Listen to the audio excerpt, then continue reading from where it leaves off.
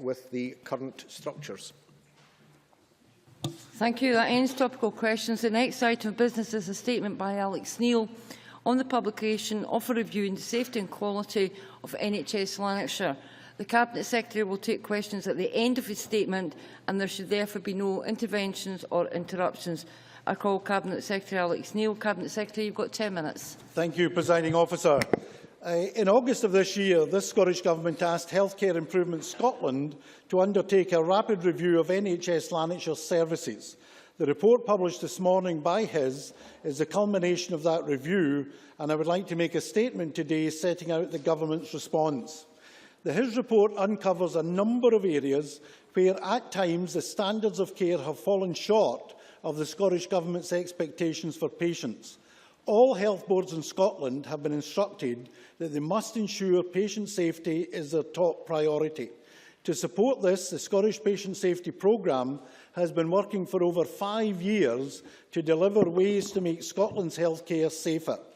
As part of the Patient Safety Programme, hospital standardised mortality ratios, or HSMRs, are collected and published regularly online. HSMR is based on a complex model that looks at the ratio of observed deaths within 30 days of admission to an acute hospital to the number of predicted deaths. Although a high HSMR is not by itself a definitive measure of the quality and safety of care, it serves as an important prompt for further investigation. As his report today states, a higher than predicted HSMR cannot be used to make judgments about the quality and safety of health services. Instead, it should be used as a smoke alarm, which alerts an NHS board to potential problems and leads to a more detailed review of safety and quality issues. I'd like to highlight that the concerns on the progress in NHS Lanarkshire have been identified thanks to our Patient Safety Programme. The HIS rapid review was instigated on the basis of our concerns the safety programme raised over the HSMR figures routinely collected. It is worth noting here that overall NHS Lanarkshire has improved its HSMR. However, the degree at which Monklands Hospital in particular is improving is insufficient, and it lags behind other boards in Scotland.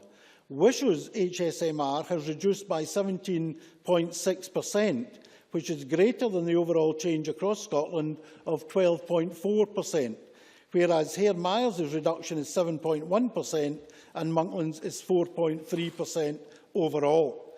In conducting the rapid review, we asked HIS to, number one, provide an independent expert diagnosis of the factors which may underline the HSMR figures, including assessing any systematic factors which may be impacting on the safety and quality of care and treatment being provided to patients in NHS Lanarkshire's acute hospitals. Two, consider whether the existing action by NHS Lanarkshire to address any key issues identified in the diagnostic phase is adequate and whether any additional steps should be taken. Three, advise if any additional support should be made available to NHS Lanarkshire to help strengthen and accelerate their improvement programme. And four, advise in any areas that may require further action. In reaching its conclusions, the HIS expert review team listened to the experiences of over 300 patients and carers, over 200 members of staff, visited 40 clinical areas and reviewed 152 patient records. The team concluded that a broad range of improvements are necessary for NHS Lanarkshire to continue its commitment to deliver safe and effective patient care. This includes the need for stronger focus and leadership in implementing robust patient safety interventions and the redesign of services. Today's report makes 21 specific recommendations for NHS Lanarkshire to follow to improve their performance. To help NHS Lanarkshire deliver on these important recommendations, I am putting in place a governance and improvement support team to help NHS Lanarkshire make the changes necessary to improve their performance for the people and patients of Lanarkshire. I have spoken this morning to the Chair and Chief Executive of NHS Lanarkshire, and they have accepted the 21 recommendations from his in full, and they have welcomed the availability of the improvement support team to help them deliver the rapid and sustained improvements which are now needed. I expect these improvements to be made urgently, and I have asked to be updated regularly. To keep Parliament informed of progress, I will ensure that there are regular updates laid in spice and made available online. I have made clear this morning that there will be a formal review of progress against the recommendations by the end of March 2014. The improvement team will be led by Jean Freeman, Chair of the Golden Jubilee Hospital, Malcolm Wright, Chief Executive of NHS Education Scotland, and Professor Sir Lewis Ritchie, Director of Public Health at NHS Grampian. Their focus will be on two crucially important areas: leadership and clinical quality improvement. NHS Lanarkshire have indicated that throughout the review period, they were responding to concerns that were being raised and have already begun improvement work. This includes their planned investment of another £8.7 million to increase capacity, including the recruitment of 54 whole-time equivalent consultants, nursing and other clinical support staff in 2013-14. While we should be under no illusion about the difficulties highlighted, we should not lose sight of the commitment and dedication of staff across NHS Lanarkshire and indeed the whole of our health service. Indeed, currently, we have a record number of staff working in NHS Lanarkshire, including a record number of nursing staff. We should not lose sight of the commitment and dedication of staff across NHS Lanarkshire. Today's report highlights areas for improvement which will further support the staff of NHS Lanarkshire in providing the standards of care to which they rightly aspire. Our continuing commitment to quality does mean that we will shine a light on areas where our NHS does not achieve the high standards we expect and provide clear opportunities for improvement. As a government, we will continue to support our patient safety programme, monitor our health service and take action when necessary to ensure that the best service is provided for the people of Scotland. Thank you, Presiding Officer. Thank you. The Cabinet Secretary will now take questions on the issues raised in his statement. It would be helpful if members who wish to ask a question were to press the request to speak button now. And I call Neil Findlay. Thank you, Presiding Officer. Can I thank the Cabinet Secretary for sharing his statement with me? But can I say such a brief statement, devoid of much of the detail we would have expected on such an important issue, is, I think, a disgrace and an affront to the people of Lanarkshire.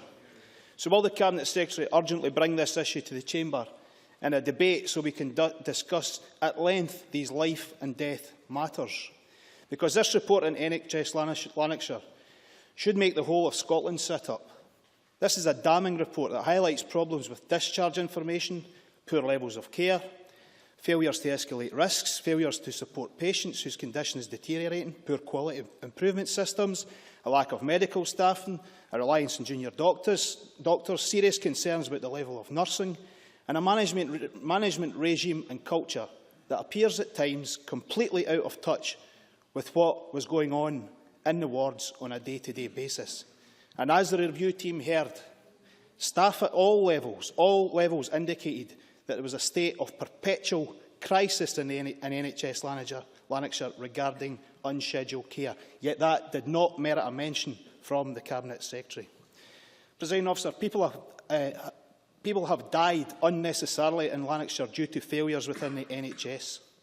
I have no doubt senior management will seek to pass the buck on to those hard-pressed staff who were trying to provide care despite the failings of management. But the reality is that this happened in the Cabinet Secretary for Health's own constituency. Can we get a question, So the question is, what confidence can people have in those leading NHS Lanarkshire and his ability to deliver safe health care across the rest of Scotland? Because let's be clear, many of the issues raised here are not exclusive to Lanarkshire. Cabinet Secretary. Presiding Officer, first of all, in terms of the detail, that's all in the report and the executive summary. I don't think it would add anything for me to come here and repeat what's already in the report. The purpose of the statement was to give the Scottish Government's reaction to the report, which is what I did. Secondly, can I point out to the member that under his administration, we wouldn't even have known what the problem was, because we didn't have a patient safety programme and we didn't measure hospital standardised mortality rates. And therefore, these two initiatives alone are reasons why we actually know now what is going on. Thirdly, can I point out to him that we have a record number of staff in NHS Lanarkshire, a record number of nurses, a record number of qualified nurses and midwives, a record number of consultants, a record number of A&E consultants, and so on. What this report is about is the management of those resources. And let me say, the budget for NHS Lanarkshire has been increased over the last 6 years by £180 million. They're getting £180 million more this year than they did the year Mr Finlay's party left office. So I believe that the onus is now on the board and the senior management team of NHS Lanarkshire to address these issues, to turn round the situation and to report back within 3 months on what I hope will be significant progress. Nanette Milne. Thank you. The report does indeed identify a number of very concerning shortcomings in patient care, staffing levels and the admission of emergency patients to their appropriate wards. In a number of cases, these concerns are identified as long-standing. So I welcome that the Chair and Chief Executive of NHS Lanarkshire have accepted the 21 recommendations in the report, and that the Cabinet Secretary has stated that NHS Lanarkshire will be closely monitored for progress. Can I ask the Cabinet Secretary when he expects the first progress report will be available, how long he expects it will take to correct the most pressing concerns identified in the report, and how long the governance and improvement support team will be in place? And can I at last thank the Cabinet Secretary for an advanced copy of the statement? Can I first of all say I've asked for a formal progress report by the end of March, and my team will be monitoring the situation on a week-by-week basis. Secondly, can I say that we anticipate a number of these problems be dealt with very urgently, in particular the way in which we measure the deterioration of particularly vulnerable patients. And indeed, as I said in my statement, during the course of this review, I've been assured by the senior management team that action has already been taken in respect of improving policies and procedures in relation to that. So hopefully we will now see, and it will be visible to the Parliament, progress that will be made right across the board in terms of the issues identified. And as I say, I'm happy to report both to the committee and to the Parliament more generally. As members will probably be aware, we've got many members who wish to ask a question of the Cabinet Secretary. I'm confident that we can get through the whole list, but it would be helpful if members would confine themselves to a question. John Wilson, followed by Eileen Smith. Thank you, Presiding Officer. What action is proposed in improving early detection for patients whose clinical conditions deteriorate in the hospital environment, and what has been done to ensure these proposals are achievable? And could also ask the Cabinet Secretary what consultation is taking place with carers and close family members in relation to patients in hospital? Cabinet Secretary. Presiding Officer, on the last point, the HIRS team actually interviewed quite a number of patients. I mentioned the number, and carers and families, and of course they've gone through a number of files, which included complaint files, to listen to and read what people had commented upon. They also held a number of sessions in each of the 3 hospitals, those sessions were advertised for patients and carers and families to attend. In terms of dealing with the situation of deteriorating patients, the system uses an early warning system. Now, it's not a uniform early warning system, because the early warning system you would use for particular types of disease are different from that you would use for other types of disease. So there's not a single early warning system, but the underlying principle is that the condition of the patient, using a number of parameters, is measured, if necessary, on an hourly basis to make sure that the patient is receiving all the medical support and attention that's required. And that is a very robust procedure. It's been in place since the Patient Safety Programme was introduced, and we are further expanding and developing these programmes on an ongoing basis, using examples from across the board and how these systems can be improved, looking also at international best practice to see where we can further improve in all aspects of the Patient Safety Programme.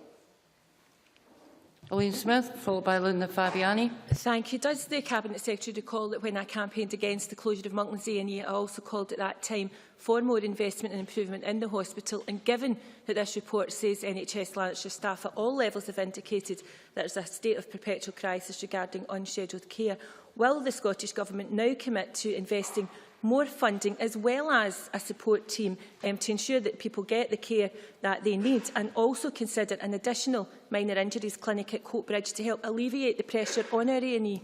Cabinet Secretary. Can I say we have put in very substantial additional investment? If you look at the spending in 2006 and compare it to this year, there's a difference of £180 million, and next year we've budgeted on top of that for another £25 million for NHS Lanarkshire. If you look at the number of A&E consultants, in 2006 there were 8 A&E consultants in NHS Lanarkshire. Today there are 29 A&E consultants. There's been a 70% increase in the number of paediatric consultants, and there's also been a 55% overall increase in the number of medical consultants. And Monklands has had a very substantial share of all of those increases in staff as well as in nursing staff. And as I indicated in my statement, they are in the process of further recruitment of consultants and nurses, and a number of those will be allocated to Monklands. In terms of the A&E unit, of course, the situation in the other 2 A&E units would have been much worse had Labour's proposal to close the Monklands A&E unit gone ahead. Linda Fabiani, followed by Alison McInnes. Thank you. One moment, Ms Fabiani. Mr Findlay, will you stop shouting across the chamber and will you stop chuntering away? Ms Fabiani. I'll try very hard not to chunter, Presiding Officer. Cabinet Secretary, I note within the report published this morning both good examples of care in East Kilbride and examples of bad practice within Hairmyres Hospital. How can the Cabinet Secretary ensure that both immediately and beyond the 3-month period that the top level of NHS Lanarkshire are forced to face up to the responsibilities to provide good management to very committed staff and good service to the Lanarkshire public? Cabinet Secretary. Presiding Officer, I've spoken this morning, as I said, to both the Chair and the Chief Executive of NHS Lanarkshire. I'm meeting the entire board of NHS Lanarkshire on Thursday, and I have made it abundantly clear to the Chair and the Chief Executive, and I will make it abundantly clear to the full board that I hold them totally accountable for the quality and safety of patients in NHS Lanarkshire, and I hold them accountable to turning round the situation identified in this report, and I expect significant progress in doing so by the end of March. I have explained to both the Chair and the Chief Executive, if significant progress is not made by the end of March, I reserve the right to take whatever additional action is required. Alison McInnes, followed by Claire Adamson. Thank you very much, Presiding Officer. The Cabinet Secretary has repeatedly spoken of increased nursing levels, but we know that vacancy levels are rising, with the number of posts lying vacant for more than 3 months rising sharply.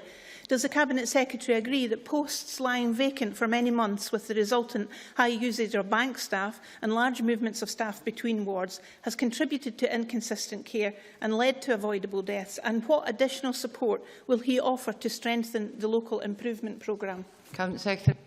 Presiding Officer, overall, one of the reasons why there are so many vacancies is because we're recruiting so many additional staff. But in terms of NHS Lanarkshire, if you look at the vacancy position today, there is a vacancy for 157 full-time equivalent nursing staff, and that is because of the recruitment exercise that we're now engaged in. By definition, if you go out to recruit staff, you're going to have a period when there's technically a vacancy before the job is filled. In terms of consultant vacancies, in 2006 at this time there were 41 consultancy vacancies in NHS Lanarkshire. Today there are 17 consultancy vacancies. Now, when you bear in mind that we've increased the number of consultancy posts by 56%, we've actually reduced the consultancy vacancies by over half. I believe that's a substantial achievement, and I don't believe you can blame consultancy vacancies as a contributing factor to this report. Claire Adamson, followed by Mark Griffin. Thank you, Presiding Officer. Recommendation 20 of the report calls for a balance between generating data and the capacity to interpret it. Will the Cabinet Secretary ensure that any lessons learned from a review of the use of data and its reporting across the system will be shared across health boards to ensure that best practice is being undertaken by all of Scotland's health boards? Cabinet Secretary. Presiding Officer, we already have initiative right across the whole of NHS, the NHS in Scotland in relation to data. And there are 2 points to be made about data. Number one is the systematic collection of appropriate data is absolutely fundamental to a good health service. Indeed, as a result of the data we collect through the science of informatics, we have been able to reduce the number of amputations across Scotland resulting from diabetes by 40% and the incidence of blindness resulting from diabetes by 80%. So collecting systematic and comprehensive data is absolutely essential to a modern health service. But the second issue, and one that Claire Adamson referred to, is that sometimes we collect the same data too many times. And therefore, we have a number of initiatives in place to ensure that when data is collected, the same data only needs to be collected once and then stored appropriately available for analysis. I take the point that we need to be more efficient in the collection and collation of our data, and that's across the whole system, not just in relation to NHS Lanarkshire. Mark Griffin, followed by Christina McKelvey. Presiding Officer, confidence in Monklands Hospital has plummeted in my community, with people understandably choosing to take their family members to Forth Valley or Glasgow hospitals. In light of the report, does the Cabinet Secretary have full confidence in the senior management of NHS Lanarkshire, particularly given the fact that it stated that record staffing levels are already in place? Cabinet Secretary. Presiding Officer, I think I've already made it absolutely clear I hold the senior management team and the board of NHS Lanarkshire entirely responsible for the performance of NHS Lanarkshire, and if I am not satisfied after the March review, then I will take any additional steps I require to take. There is no evidence of large-scale migration of patients from Lanarkshire to adjacent health board areas. If you look actually at the day patient increase, there's been an 11% increase in day patients across Lanarkshire in the last 6 years. There's been a 2% increase in inpatients, which is in line with the Scottish average, and the number of A&E presentations have actually remained static over the last 6 years. Christina McKelvey, followed by Siobhan McMahon. Thank you very much, Presiding Officer. Can I ask the Cabinet Secretary to outline the steps already taken to ensure that NHS staff are supported and given the opportunity to, and I quote, escalate risks to the delivery of safe patient care? And what further steps will he now take locally to ensure that this is indeed the case in NHS Lanarkshire? Cabinet Secretary. Well, as the member will know, I've been very, very open about the need for staff to feel as though they can report anything without fear or favour where something is going wrong in their opinion. And I'm very glad to report, and if you look at the staff survey published on Friday by Mr Matheson, one of the very welcome statistics in the staff survey right across the National Health Service in Scotland is now, for the first time ever, it records that more than half the staff feel that they can, without fear or favour, report anything that's going wrong or whistleblow. And that's a welcome development. I aim to get that percentage up further because I do want staff to feel that if there's something going wrong or something happening that shouldn't be happening, that they can feel safe in escalating that at the earliest opportunity to the appropriate level of management. Similarly, as I say, we're putting a support team into NHS Lanarkshire. In fact, the review team itself and the expert team, in a sense, have been providing some support in recent times. We'll continue to provide that support for as long as it's required to make sure that the HSMR in Lanarkshire gets up to at least the Scottish average, and to ensure that all the indices of performance are up to the level required before we would consider withdrawing the support team that we're putting in to date. Siobhan McMahon, followed by Jamie Hepburn. Thank you. I was concerned to read in the report that the management actions taken have not yet been sufficient to support safe, person-centred and effective care, and that consultants are finding the workload excessive. This report also highlights that NHS Lanarkshire is particularly challenged, as it is required to provide sufficient staffing across its 3 acute district general hospitals. Given that NHS Lanarkshire have indicated that they accept all 21 recommendations by his, what support will the Scottish Government provide, given it is a devolved matter, to ensure that NHS Lanarkshire is continuing to deliver high-quality patient care, particularly at Monklands Hospital? Cabinet Secretary. Well, I think I've outlined in some detail in terms of the budget, the additional staffing, the facilities, the investment in Monklands, £14 million over the last 18 months in physical facilities. So there is no doubt about our commitment to Monklands. Unlike the member who wanted the Monklands A&E closed, campaigned for the mental health unit at Monklands to be closed, and I understand is even suggesting that Monklands Hospital should be closed. I wouldn't be taking any lessons from her about Monklands Hospital.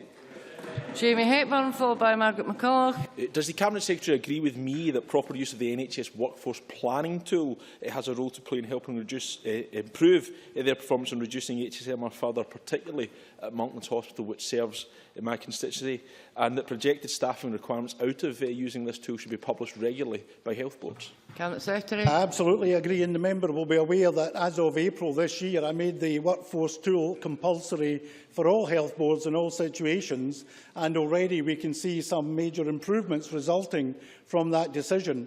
It is very important that we get the right mix of skills, the right number of staff in the right place at the right time, and we believe that has to be evidence-based, and the workforce tool does provide the evidence to allow managers to ensure the maximum use and most effective as well as the most efficacious use of our staff throughout the National Health Service, and that's both at local and national level. These matters are reviewed on a regular basis, and of course I'm happy to publish any additional information that members would require. Margaret McCulloch, followed by Margaret Mitchell. Cabinet Minister, this report contains withering criticism of NHS Lanarkshire. They say there is a disconnect between what they thought was happening and what was actually happening. They highlight practices which amount to an underreporting of risk and an unacceptable risk to patient safety. On medical staffing, they say the inescapable conclusion is that the actions taken today are inadequate.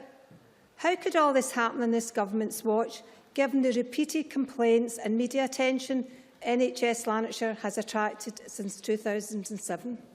Cabinet Secretary. Well, as I said earlier, on this government's watch, we've actually been able to identify the problem, quantify the problem and put a solution in place to the problem, none of which would have been possible without the patient safety programme and measuring HSMR. Now, in the beginning of her question, the member did raise a very valid point, and it really goes to the role of the board of NHS Lanarkshire.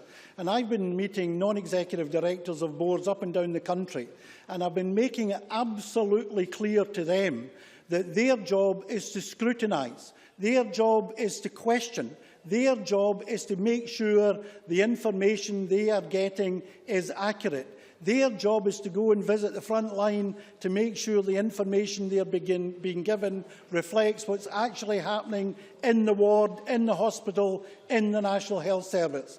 And clearly that has not been happening sufficiently in NHS Lanarkshire. My colleague Michael Matheson, when he did the annual review of NHS Lanarkshire 2 months ago, specifically asked the question of the non-executive directors that if they were getting all the right information, he got a positive response. Clearly there is something gone wrong, which is why I've asked the entire board to meet with me on Thursday to discuss exactly these issues, because the board will need to be more effective in future in managing and monitoring performance. Margaret Mitchell, followed by Claudia Beamish. NHS Lanarkshire answered 95% of complaints within the 20 working days target.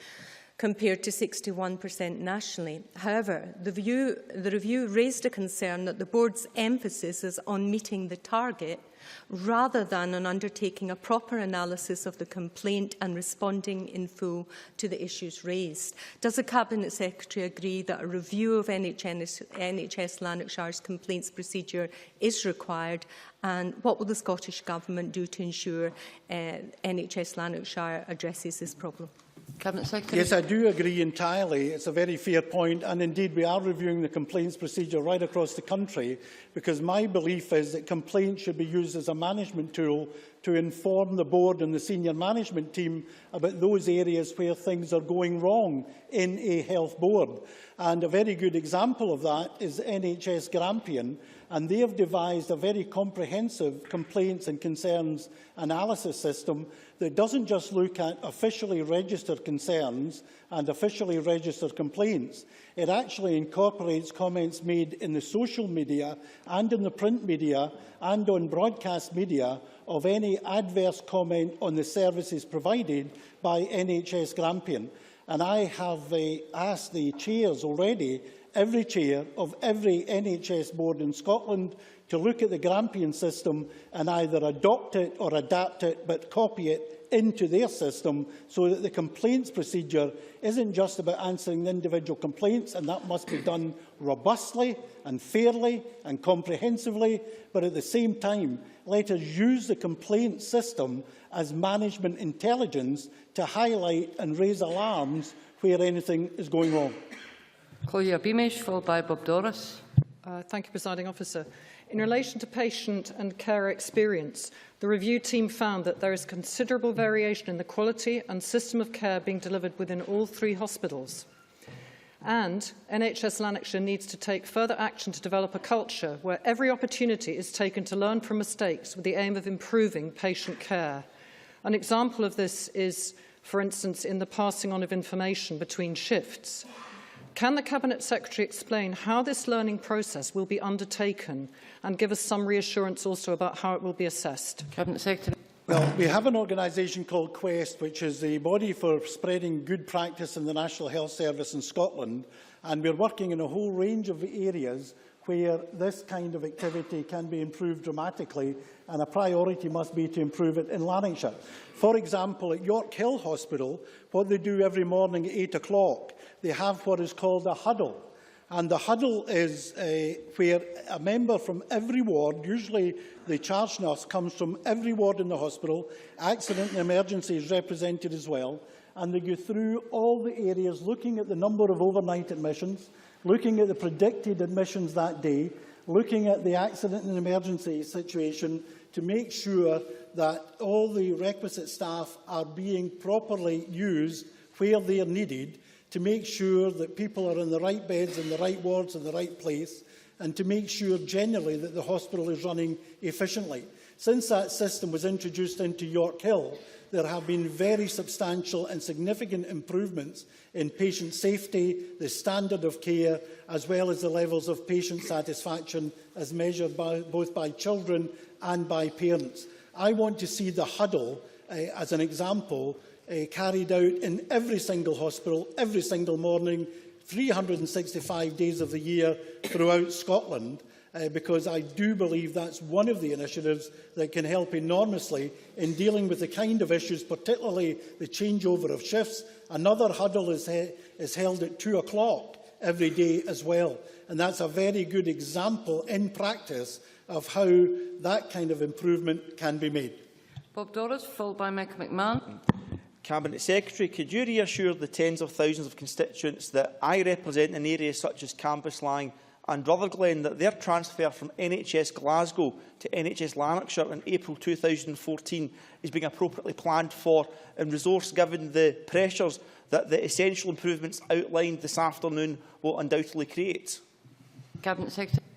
Absolutely, but let me say this to the member. And again, while we need to take cognizance and rise to the challenge of these problems, we should also get them in context. Even in Monklands, which is the worst performer, the HSMR has improved by 4.3% since 2007. That's against a Scottish average of 12%. In Wishaw, it was 17.6%. In Hare Myers, it was just over 7%. So the objective here is to get NHS Lanarkshire up to and ideally beyond the Scottish average. But we shouldn't lose sight of the fact that the HSMR, the Hospital Standardised Mortality Rate in the Monklands, has still improved, albeit not nearly fast enough. And on that basis, I would be happy to recommend any of Bob Doris's constituents, using my extensive medical knowledge, to go and be treated in Lanarkshire. Malcolm McMahon, followed by John Pentland. Thank you. Can the Cabinet Secretary tell the Chamber if Health Care Improvement Scotland reported directly to him in the first instance? Is the report which was published today changed in any way from its original draft? Did any discussions take place between his officials and Health Care Improvement Scotland prior to publication of today's report? And was the report presented to the Board of NHS Lanarkshire before publication? And did NHS Lanarkshire have any opportunity to seek a redraft of the report? Cabinet Secretary. Presiding Officer, the process for this report was exactly the same as every other report produced by Health Care Improvement Scotland. Let me emphasise, I did not see or had any part in any drafting of the report. I did not see any draft until the final report was presented. However, as is standard, once the review team have completed a draft report, they then submit it to the senior management team, in this case in NHS Lanarkshire, and that is for factual errors. And I do believe that some redrafting was done as a result of that consultation, which you would normally expect, and therefore his then amend the report if they believe the points being made by NHS Lanarkshire, in this case at that stage, are valid points. And therefore there is always a bit of redrafting. But nevertheless, the conclusions and recommendations are entirely the work of Healthcare Improvement Scotland. They are an independent regulator. It has to be their report, and it is their report that is published today. Pentland. Cabinet Secretary, the report notes that at Wishaw the most common reason for the breach of the 4-hour standard was the wait for first assessment. Yet constituents have told me, and I have passed on, that people sometimes give up and go away before they are assessed. What account does the report take of that? Cabinet Secretary. Well, very clearly, our objective is to have 95% and then rise to 98% of people presenting to accident and emergency to be seen and either discharged back into the community or referred and admitted to a ward within 4 hours. Now, I have to say, on the latest publicised figures, the overall figure for NHS Lanarkshire was around 92%, which is still a way to go before we get to the 95% and then the 98%. But again, we shouldn't lose sight of the fact that 92% were seen and discharged or admitted within the 4-hour time frame. However, where there are breaches, it is unacceptable, and the objective is to have 0 breaches.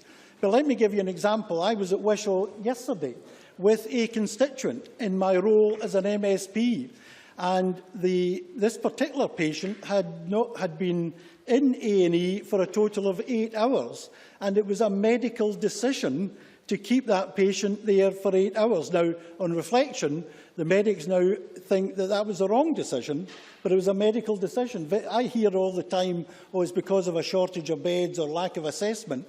In that case, it had nothing to do with assessment or beds. So there are a multitude of reasons why it may happen, but as you know, Presiding Officer, we are making substantial progress to achieve the 95% target, which on a Scottish average we've now achieved, and we now want to get that to 98%. I should point out, in 2006, the equivalent figure was 86%. Only 86%, the one time it was measured. Only 86% of people were discharged or admitted to a ward within the 4-hour period. So we have substantially improved the situation.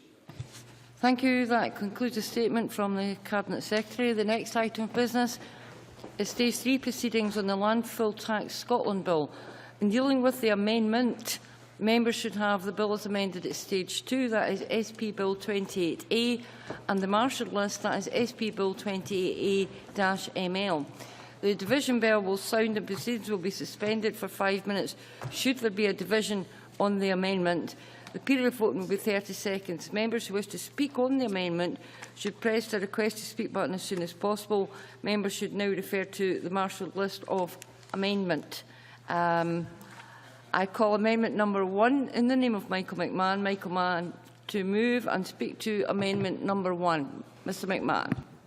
Thank you, Presiding Officer. I won't take up much of the Chamber's time because we have moved on from stage 1 in relation to this issue. When I heard evidence at the Finance Committee on the new criteria for the use of the landfill tax, alarm bells rang with me that while well-intentioned organisations who were seeking to promote or further environmental projects in areas of Scotland where there was no direct link to a landfill site, foresaw the potential of using landfill communities fund monies to further those projects. Now, that is not in and of itself a major problem, but it takes away from the general principle of the landfill communities tax that those who suffer the disamenity of having a landfill site in their vicinity, those who are subjected to noise pollution, to air pollution and other forms of disamenity because of the proximity to landfill sites,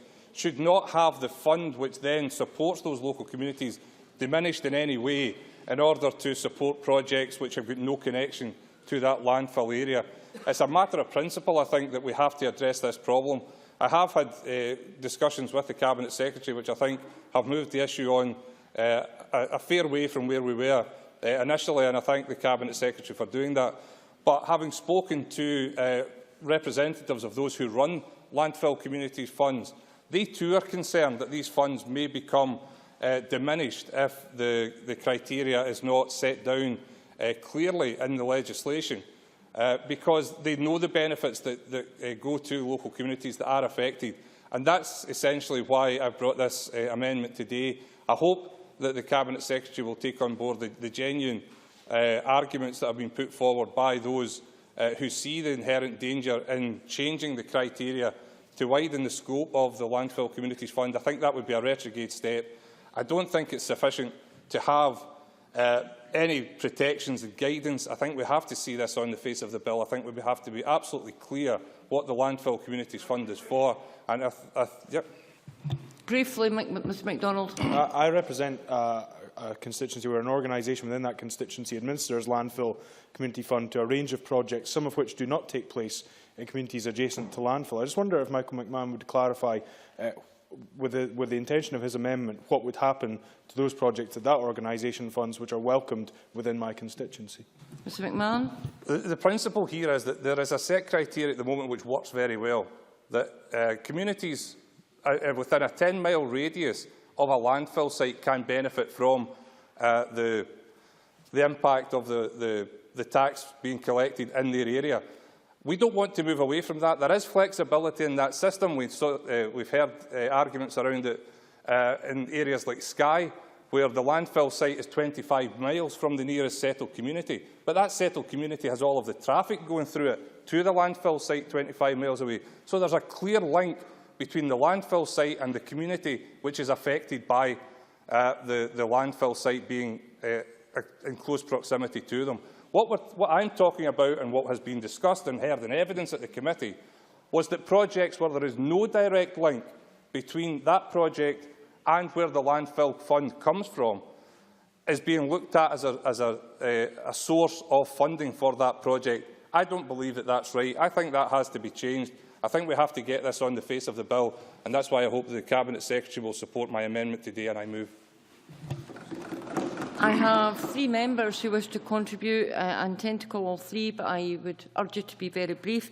Kenneth Gibson, followed by Gavin Brown.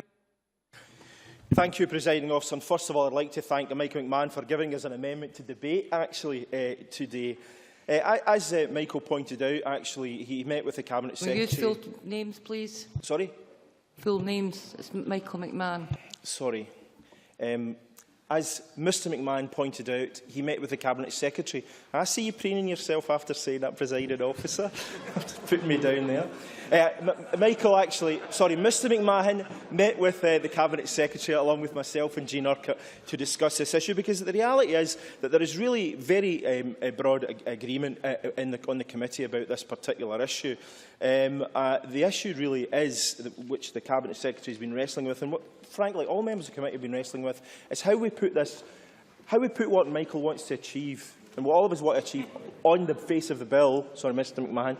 We want to achieve on the face of the bill in a way in which we can actually deliver what Mr McMahon wants to deliver. The issue, of course, is that there is diminishing resources with landfill, because the landfill tax we expect to decrease as the taxes to decrease as the government's zero waste policy continues to enhance and deliver that zero waste target that we all want to see. So what we want to do is achieve what Mr McMahon wants to achieve, but the difficulty is, how do we put it on the face of the bill? And my concern is that the amendment doesn't really do that. And although I'm really keen that we have this, I do actually feel that guidance is a much better way of actually delivering, because I think in guidance, some of the nuances that Mr McMahon mentioned, we can actually put in, because there are so many anomalies, as Mr MacDonald mentioned, that I think we really have to deliver this in guidance. Also, one other point I would make that the Finance Committee did say in its report was that we need this entire issue to be dealt with in a much less bureaucratic way. We also need it so that the money from the community landfill money is delivered to community groups that do not have particularly high levels of community capacity, because at the moment I feel that some of these groups are actually losing out in favour of bigger organisations that are much more slick, that have PR companies employed by them, lobbyists, etc. So what we want to do is ensure it goes to the people who should be getting it, and that's the people that are closest to landfill. And just one last thing, Presiding Officer. 10 miles, as was pointed out, might not be a long distance in Skye, but where I live, that's Paisley, from where I live in Kilburnie. In Glasgow, it can be from one side of the city to another, and it really is ludicrous to suggest that one part of Glasgow would actually benefit from a dump completely on the other side of Glasgow. So I'm broadly sympathetic and supportive of what Michael does. I'm just not convinced that the amendment is the way to go forward with Gavin this. Brown, followed by Ian Gray. Thank you, Presiding Officer. I think this amendment is an improvement on a similar amendment from stage 2, which was ultimately withdrawn. The lead committee said the committee is supportive of the principle that those communities most affected by landfill sites should be the ones to benefit most from the fund. The Scottish Government, in response to the committee report, said they were working to ensure this principle is reflected in the future design of the fund. In my view, Presiding Officer, that principle is more likely to happen if it is embedded in the primary legislation directly. Upon reviewing section 20 of the bill itself, I don't think this amendment would be out of place. I don't think it goes into greater depth than other sections of Part 20 of the bill, and therefore I think it would be entirely appropriate. And the reason I think it's more important now than it was perhaps when the landfill tax was first envisaged is for the very reason that Kenneth Gibson in his contribution pointed out, that there will be diminishing resources going forward, and therefore I think it's even more important that those communities affected most are the ones who benefit, and that's why I would intend to support this amendment. Thank you. Ian Gray. Thank you very much. Now I rise to support Mr McMahon's amendment. Gavin Brown used the word principle there, and I think that's right. The bill itself is based on a principle, the principle that polluters should pay.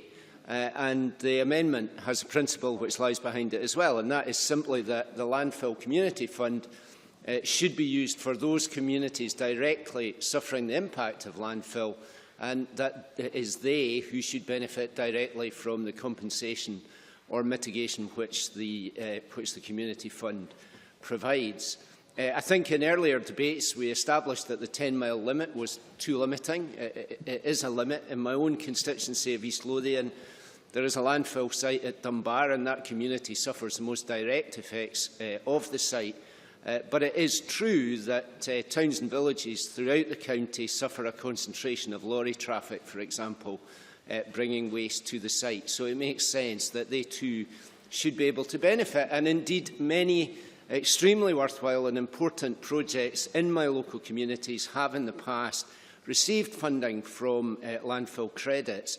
And I simply want to ensure that this is protected, particularly as the resources reduce, and that the fund is not therefore opened up to what may be very worthwhile and desirable projects, but what are really national rather than local projects, far from the direct impact of any landfill site.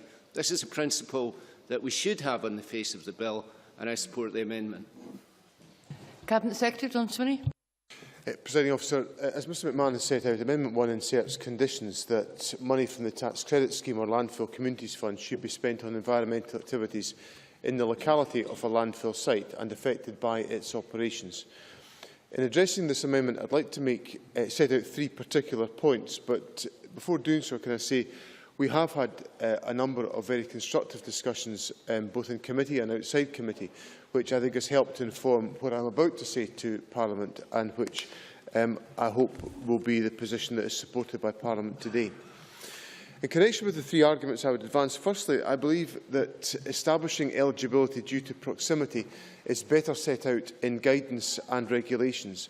I intend to submit the draft regulations and guidance to a consultation process where views from all stakeholders can be taken on board and the correct balance arrived at. Secondly, following feedback from the Bill's consultation, one criticism of the existing arrangements is the amount of red tape and the administrative burden that is associated with the scheme, which is the point that Mr Gibson made, which proved a deterrent to potential beneficiaries from applying. And I fear that inadvertently the amendments that Mr McMahon has put forward would further entrench that red tape and that disincentive to applying. In relation to paragraph A of Mr McMahon's amendment, I would be keen to avoid a situation where each and every project, for example a group renovating a community hall, would have to prove it is directly affected and suffers a disamenity by a landfill operation. A project close to a landfill that is compliant with environmental protection legislation and permitting rules will likely find it burdensome and difficult to prove that they are directly affected by the site's operation if we translated the amendment that Mr McMahon has put forward into the practice in relation to administration of the scheme. Away from the transport network, this may limit spending of the fund to within a very close proximity to a landfill site. Thirdly, the presence of a landfill site has 2 main effects. The first is the disamenity that a landfill site causes to communities in its vicinity, and the second is the detrimental effect that the site has on the wider environment. In my view, the fund should be able to address both of those issues. An overwhelming majority of respondees to the consultation supported the view that... yes? Surely this is exactly the point at which the assurances which have been given cause concern, because to argue that landfill has an impact on the environment and therefore a project anywhere in Scotland which addresses the environment would legitimately benefit from it is exactly what the amendment seeks to avoid. Cabinet Secretary. Well, I think what Mr Gray has to consider is some of the other implications of what the amendment might do, which is to make it ever more restrictive for applications to be successful under the grant scheme and the tax credit scheme. And that's what I'm concerned to avoid, that we make it ever more difficult for projects to actually get past the threshold of support because it is specified in a fashion that essentially makes the test and the hurdle too great for projects to get over. From that perspective, the argument that I've advanced today of ensuring that these issues are best the product of detailed guidance about which there would be consultation would, I think, assist us rather than creating essentially an approach which is much more difficult for projects to prevail. An overwhelming majority of respondees to the consultation supported the view that funding for environmental and biodiversity projects should continue to be available through a Scottish Landfill Communities Tax Fund on the basis that landfill sites contribute to climate change and are responsible for a sizeable element of Scotland's greenhouse gas emissions. Indeed, landfill emits 600,000 tonnes of carbon and equivalent greenhouse gases into the atmosphere every year. I agree with the principle that those communities most affected by landfill should benefit from the money available from the fund. The fund that will be established under sections 18 and 20 of the bill will, I'm sure, be of significant benefit to the communities in the locality of a landfill site. And I agree that they should not be available to communities further afield which suffer no disimmunity from having a landfill site nearby. But we must also consider how the fund should apply to reflect the impact that landfill sites have on the wider environment, and those issues need to be considered within the consultation process. Whilst I have great sympathy for what Mr McMahon is trying to achieve with the amendment, it would impose conditions that are too restrictive. A community in the vicinity of a landfill site might not be able to access the fund simply because it was in that vicinity. It would also have to show that it was affected by operations at the site. I believe that regulations and guidance are the best place for these mechanisms to be set, allowing for greater flexibility in how they are applied. And I give Parliament the assurance that there will be detailed consultation about the formulation of any regulations and guidance in that respect. I would recommend that Parliament rejects Amendment 1. Members will note that we've passed the agreed time limit for the debate on this group to finish. I exercise my power under Rule 984A to allow the debate on this group to continue beyond the limit in order to avoid the debate being unreasonably curtailed. And that means, Ms McMahon, that you can wind up and indicate whether you wish to press or withdraw. Thank you for giving me the opportunity to wind up. I can thank the Cabinet Secretary for genuinely trying to come to an accommodation of my desires in this matter, and I think that we have genuinely moved to a point where there isn't much distance between us, but very often that becomes the very sticking point. That I don't believe that there will be any additional red tape or obstacles put in the place of local communities directly affected, because the criteria that currently exists is the one that we're trying to uphold. The 10-mile criteria takes away that problem, because a community that lives within that vicinity has access now to the Landfill Communities Fund. Those who administer the Landfill Communities Fund have done so for a number of years and have done so very successfully. This is a system that very much works well. The problem is that other people have now designs on that funding, and we want to stop that from happening. And therefore, the obstacles that are being put in place by this amendment are to stop the dissipation of the fund to local communities so that it can't be used for projects which have got no direct link to the local area that currently would receive the benefits of that funding. So, unfortunately, though we have come very close, Cabinet Secretary, I would like to move my amendment and hope that the Parliament would support it. Thank you. The question is then that Amendment number 1 be agreed to. Are we all agreed? The Parliament is not agreed. There will be a division, as this is the first division of the stage and the only one. The Parliament is suspended for 5 minutes.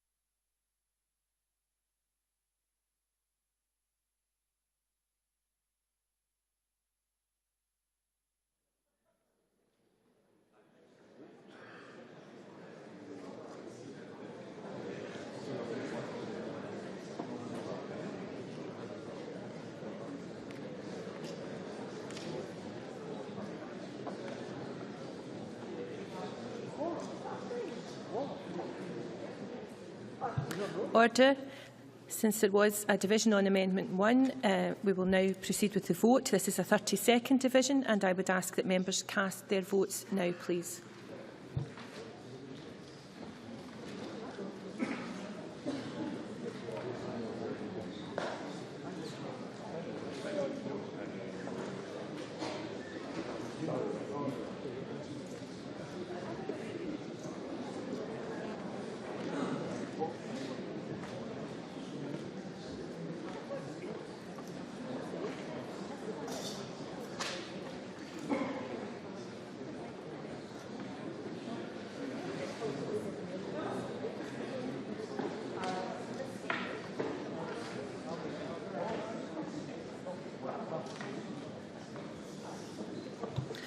Order. The result of the vote on Amendment number 1 is as follows. Yes 45, no 65. There were no abstentions. The amendment is therefore not agreed, and that ends consideration of amendments. The next item of business is a debate on motion number 8609. Can I ask members to leave the chamber quietly, please? A debate on motion number 8609 in the name of John Swinney on the Landfill-Tax Scotland Bill. Can I invite members who wish to speak in the debate? Press the request to speak buttons now. But I must indicate at this stage that we are extremely tight for time, and it's likely I will only be able to give 3 minutes to backbench members. I call on John Swinney to speak to and move the motion. Cabinet Secretary, no more than 10 minutes, please. Presiding Officer, I welcome the fact that we've reached the stage. Order, please. The Stage 3 debate in the landfill tax debate, which is the second bill establishing devolved taxes in Scotland under the powers of the Scotland Act 2012. The bill sets out the provisions and rules for a Scottish landfill tax that will replace the UK system of landfill tax from April 2015. The devolved taxes will be administered using powers that are set out in the third bill, which was introduced last week, the Revenue Scotland and Tax Powers Bill. And as I explained to Parliament in June 2012, the arrangements for collection of the landfill tax will be undertaken by Revenue Scotland, working in conjunction with the Scottish Environmental Protection Agency. The new body will be established and its powers will be granted through the Revenue Scotland and Tax Powers Bill. Turning to the purpose of this bill, Presiding Officer, I want to see resource efficiency at the heart of our economy. The zero waste agenda in Scotland is moving thinking about how resources are used and reused from the margins to the mainstream. Our priorities for the future are supporting innovation and new ways of doing business as we move towards a more circular economy. Putting the value of resources at the heart of our economy is an important priority for the simple reason because we live our lives in a changing world which is placing new pressures on how we manage the resources of this planet. The pressures from human population growth are huge and growing. According to the 2012 revision of the official United Nations population estimates and projections, the world population of 7.2 billion in mid-2013 is projected to increase by almost 1 billion people within the next 12 years, reaching 8.1 billion in 2025, with further rises beyond that. That population is also becoming increasingly more affluent and urban. This means our demands for resources are changing. We can no longer afford to throw material away in landfill sites. The actions we are already taking are helping businesses to save money and create jobs and deliver economic growth. Scotland's targets on climate change and on waste are amongst the most stretching anywhere in Europe. We are leading by example. We've shown multi-million-pound support for innovation in renewables and low-carbon technologies. And on collaboration, Scotland recently became the world's first national government to join the Ellen MacArthur Foundation's group of 100 global leaders committed to accelerating a more circular economy. We believe that our open, collaborative international approach to tackling resource issues will deliver real benefits for Scotland. It will bring new domestic industries in reprocessing and manufacturing, new supply chain opportunities for resource managers, and could create up to 12,000 new low-carbon jobs and up to £1 billion of additional economic activity. Before devolution, we recycled less than 5% of our household waste. Today, it's more than 40%. That increase in recycling has saved more than 4 million tonnes of carbon emissions since 2001. We are seeing a similar transformation with food waste. 1 million households in Scotland now have access to a food recycling service. 5 years ago, there were none. Our waste regulations, which come into force in just 2 weeks' time, will also drive a step change in how businesses recycle. That will be a significant source of change and will show how we've used the devolved powers to maximum effect, taking decisive action to guarantee high-quality recycling. By passing the Landfill-Tax Bill this afternoon, Parliament will be helping Scotland to keep the momentum in making our economy truly sustainable by making landfilling prohibitively expensive. Helping mitigate climate change, supporting economic diversification and creating jobs in the process are substantial and desirable economic aims. Landfill tax can be seen as the first and the most successful of the green taxes. It continues to change waste management practices. The Scottish Government has given careful considerations to proposals for a landfill tax. Our proposals broadly reflect the existing UK landfill tax provisions, which are well understood by the waste industry and which are working well. The public... Of course, I'll give way. Bruce Crawford. I just want to take this opportunity, Presiding Officer, to put on record my thanks to the Government and the way they've engaged with me over a matter for my own constituents in the Blainfield, part of my constituency in Stirling. I'm very grateful for the Government and the way they've dealt with this matter. I received a letter this week, or last week, from Richard Lockhead in regard to the issue of those owners who have got contaminated property through no fault of their own, that said that the Government would bring forward regulations to properly deal with that issue in due course. And I just want to put on record my thanks and the thanks to the people of Blainfield to the Government for the way they've dealt with this. Thank you. Cabinet Secretary. I welcome the comments that Mr Crawford has made, who's advanced the interests of his constituents in the Blainfield area, using all means available to him through this legislation, and we certainly will continue that discussion as we formulate the regulations about the implementation of this bill. The public consultation on our proposals ran from October last year through to January 2013, and we asked consultees about 2 changes to landfill tax. The first main change we propose for the fund is the taxation of illegal disposals of waste. We had several reasons for bringing this forward. Firstly, illegal dumping is a problem with significant environmental impacts. It is an environmental crime and is rightly pursued and prosecuted as such. But the additional penalty of a tax charge on illegal disposal should act as a powerful disincentive to help prevent dumping. Secondly, illegal dumping undermines legitimate waste operators, including landfill operators. Our proposals will support and encourage the great majority of enterprises in the industry which operate responsibly. Thirdly, by clamping down on tax evasion in this way, there is an opportunity to gather additional revenue without increasing the tax burden. SEPA's knowledge of landfill activity and the industry will be crucial in identifying and prosecuting such cases. SEPA will bring together their tax and environmental protection regimes to achieve more efficient and effective compliance. This proposal has been welcomed by stakeholders. The second key change that the bill brings about is the introduction of a Scottish Landfill Communities Fund that meets the needs of Scotland. I have already made Parliament aware of my intention to introduce a proposed enhancement to the tax credit arrangements under which the Scottish Landfill Communities Fund will operate. At present, credits are capped at 6.8% of the total tax liabilities of any operator in a year. As I made clear during the Stage 1 debate, we propose to increase this cap by 10% to 7.48% of an operator's tax liability. This is intended to encourage operators to make higher contributions to this separate Scottish fund than would otherwise be the case. As we landfill less, it is inevitable that less money will be available to the fund over the next decade. Increases in the credit cap will not offset this decline in the amount of material going to landfill and therefore in tax revenues. I will therefore ensure that the regulations and guidance are drafted to ensure that as large a proportion of fund receipts as possible goes to projects, with administration costs of the scheme kept as low as is consistent with satisfactory management.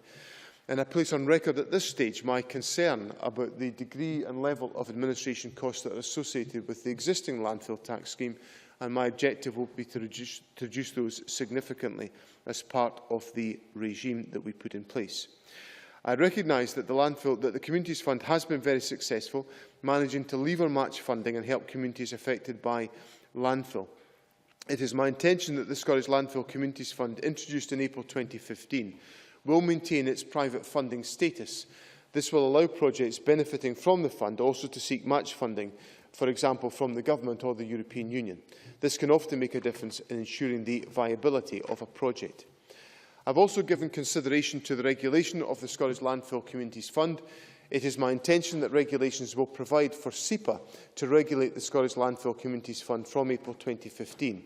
By making the organisation responsible for collecting the tax, also responsible for regulating the Scottish Landfill Communities Fund, both regulation of the fund and tax administration and collection will be more tightly controlled and more efficient compared to the current system.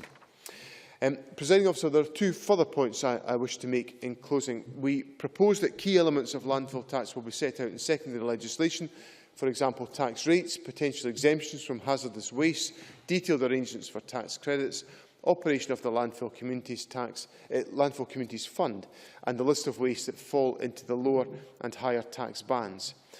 Taking this approach will enable the Scottish Government to consult properly on lists of waste materials and on the operation and administration of the tax. I note that the Delegated Powers and Law Reform and Finance Committee have commented on our proposals and are broadly content with them. The second issue is the overall effect of the landfill tax on the Scottish budget. As Parliament is aware, this is subject to discussion around the block grant adjustment mechanism, which is the source of ongoing discussion between the Scottish Government and the United Kingdom Government.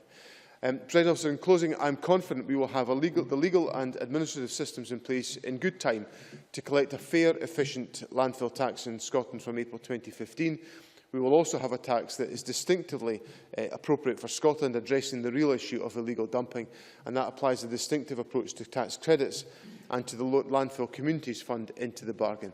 I look forward to taking these steps to put this material into legislation, and I move that Parliament agrees the Landfill Tax Scotland Bill. Thank you. There is no time in hand for this debate at all. I now call in Ian Gray, maximum 7 minutes, but less if possible. Thank you, Presiding Officer. In the Stage 1 debate, I referred to this tax as a new tax, and in his close, the Cabinet Secretary corrected me that it is, of course, not a new tax, but it is new to us. We should acknowledge that the landfill tax is not only an existing tax, but on the face of it, it's that thing which is usually anathema to those of us on these benches, and quite often the SNP benches as well. This is a Tory tax introduced, in fact, by John Selwyn Gummer back in 1996, although I fear not the thing for which he will be remembered. It also bears the distinction, and Mr Swinney did refer to this, of being the first of those taxes or levies which would these days seem to be a bit of a bête noire to Mr Gummer's successors in the Tory party in Westminster, because it is a green tax, and early, indeed, the first response to the realisation that we could not continue as we were, using the resources of our planet without thought and polluting it with carbon emissions without a care.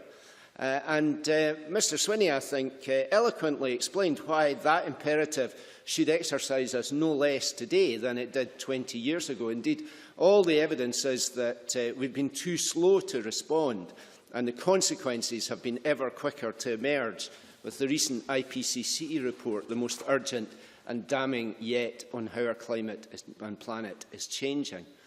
Nor can we be complacent about our own part here in Holyrood in both the problem and the obligation to find a solution. We have set ourselves demanding targets for reducing carbon emissions, for example, but we have repeatedly failed to achieve those targets, and we haven't always proven ourselves willing to take the actions needed to match our rhetoric. On diversion, yes, surely.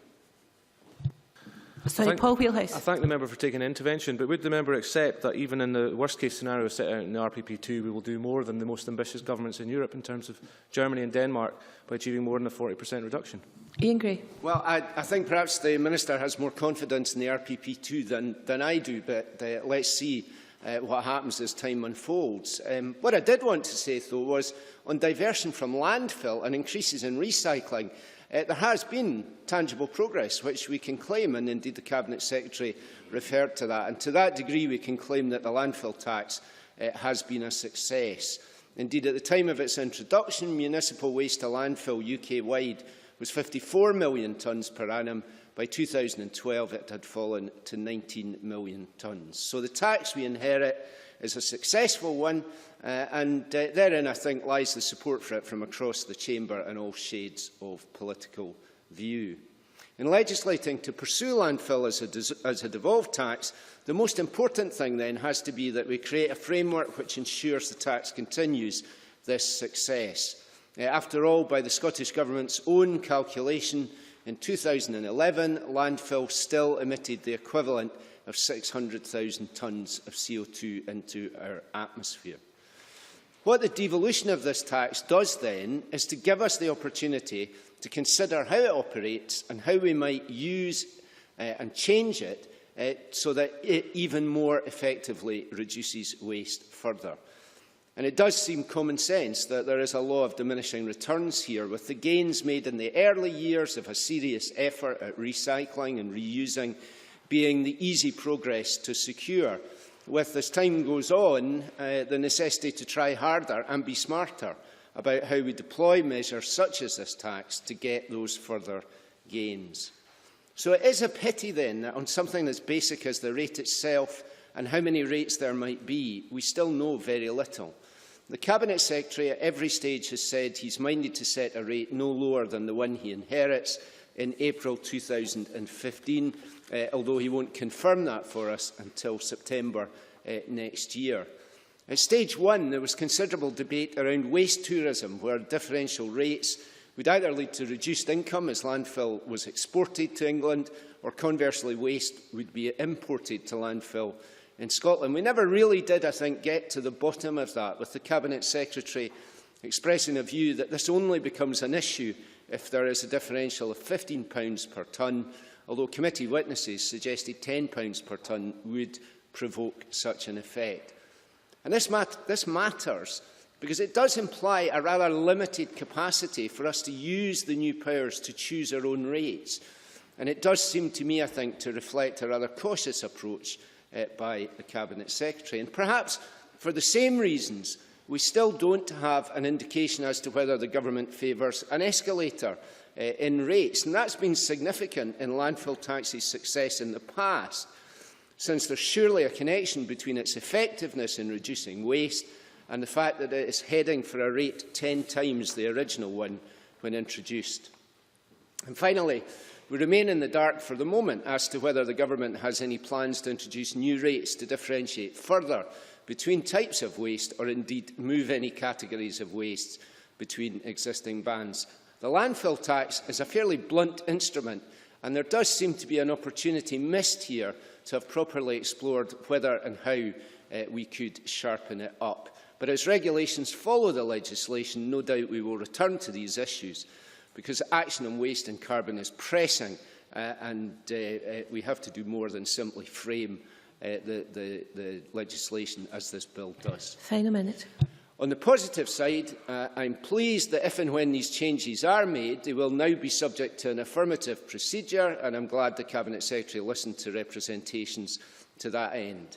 I regret that he did not find a way to finally meet Michael McMahon's concerns on the face of the bill about the Landfill Communities Fund and any danger that it might be diverted from those communities most affected. Yet, overall, this is a useful tax. It's now appropriately devolved, and it is potentially a powerful tool for this Parliament in pursuit of our environmental agenda. And we shall certainly give the bill our wholehearted support this evening. Many thanks. And I call Gavin Brown, 5 minutes or less. Thank you, Deputy Presiding Officer. I think this bill commands broad support across the chamber. I think it was a pretty good bill at stage one, and it has been strengthened marginally over the stage two process, where the order-making powers in relation to the liability of controllers and the power to vary disposals were changed to be subject to the affirmative procedure. I think it would have been strengthened marginally again today by having the provisions relating to the Scottish Landfill Communities Fund on the face of the bill. But I think from listening to the Cabinet Secretary, both in terms of that debate and subsequent in his opening speech today, I think he and the Government are broadly in the same place as the rest of the committee members, and I hope that that then translates into the regulations of the type that he discussed. Obviously, I think we welcome the increase to 7.4% in terms of the credit available. I think the aspiration of lower admin costs is commendable, and we hope turns into the case in practice. And I do want to put on record my own view that I think the Cabinet Secretary did engage on that issue, and we hope it turns into practice. All I would say, though, in passing, though, that when the consultation happens, I just wonder if there is a way of making sure that residents of the communities who are most likely to be affected are able to be part of that consultation directly, because those organisations who contribute regularly to consultations are pretty adept at doing so, and I just wonder if there's any way of levelling the playing field, so to speak, so that communities who are definitely affected, but perhaps who aren't very good at voicing those concerns, can definitely be heard through that process. Perhaps the Cabinet Secretary can mention something about that in his closing remarks. So while there is nothing wrong with, I think, the bill itself, it is worth reflecting on just a couple of areas where I think the Government will have to do further work when it comes to secondary legislation and indeed the regulations going forward. The issue of waste tourism has been touched on today already. It was touched on heavily during the committee process and in stage 1 of the debate. In my view, the analysis is still a little underdeveloped, and I think it's something that resources ought to be put into at a governmental level so that we can get to the bottom of whether or not it would be likely to exist, because we had strong representations to the committee about how sensitive small differences could be. We had strong representations in the chamber from those who felt that waste tourism simply wouldn't be an issue and wouldn't exist at all. It matters, Deputy Presiding Officer, because whether or not it does exist and the extent to which it does exist has an impact on the rates that we might set as a Parliament and the Government might put forward. It has an impact on whether it is worth having more than 2 bans, as is currently the case, and it matters because it then factors in whether you play about with terribly much what is in each band at the moment, or what would be in each band if you moved to 3 bans, for example. I think also it would be useful to hear from the Government what they intend to do as regards waste tourism in terms of dealing directly with the UK Government as it stands. The Government said that they'll continue to have discussions on this matter, but in their response to the committee report, paragraph 4, they said the Scottish Government has had no direct discussion with the UK Environment Agency on this matter. Now, that may have been superseded, of course, since that report was produced, but if it hasn't been superseded, then I think it's important that the Scottish Government take those discussions forward so that we can get to the bottom, quite clearly, of the issue of waste tourism. The next issue I think worth reflecting on a bit more is the taxation of unauthorised disposals. The Cabinet Secretary referred to that, of course, in his speech, and I think it is welcomed again across the Chamber. A tax charge on illegal dumping sends out a signal to those who do so, and ultimately it will bring in potentially a stream of revenue for the Scottish Government to then use on suitable measures. But I think it is worth just thinking more carefully about what is the ultimate policy objective of that. Is it simply to tax the same level of investigations that we currently have through SEPA, or is there a policy plan to have some sort of a crackdown or increase the scope and the breadth carried out by SEPA? If it's the former, then I think it is good in itself, but if it is the latter, I think that's probably preferable.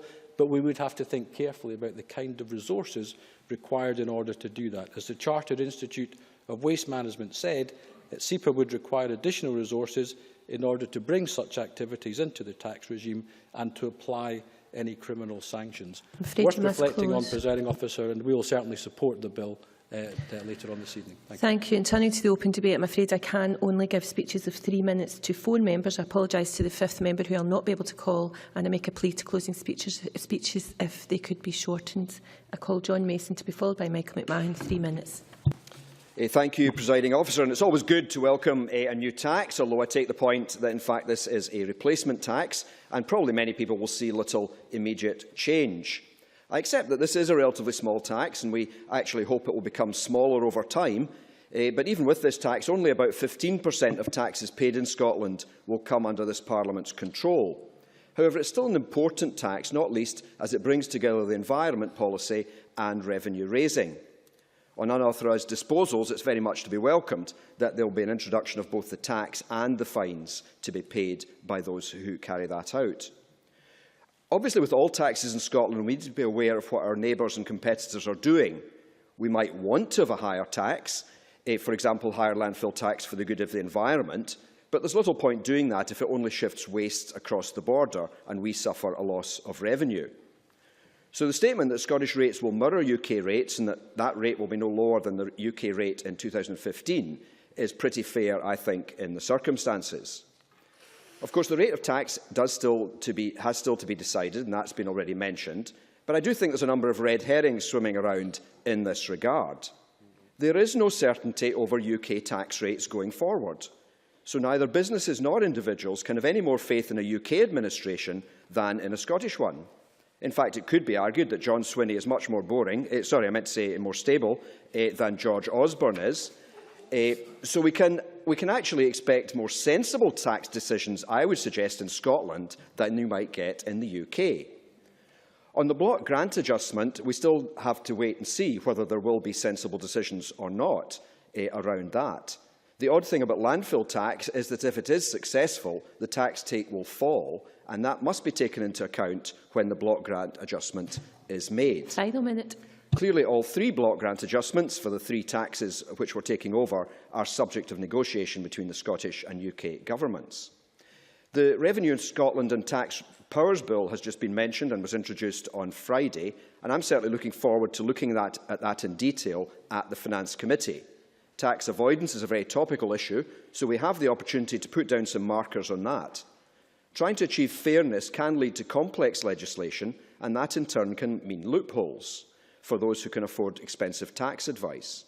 So I believe we need to emphasise simplicity and tax legislation which is clear to all, including the courts. It's also encouraging that Revenue Scotland is expected to cost around 25% less than if the same work was done by HMRC.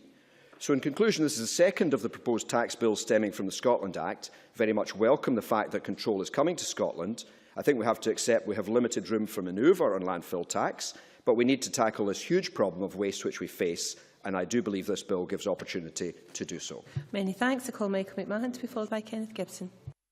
Thank you, Deputy Presiding Officer. Just as with the land and building transaction tax, the new landfill tax bill has been very technical in nature, but has had a very remarkable, straightforward consensual passage onto the statute book.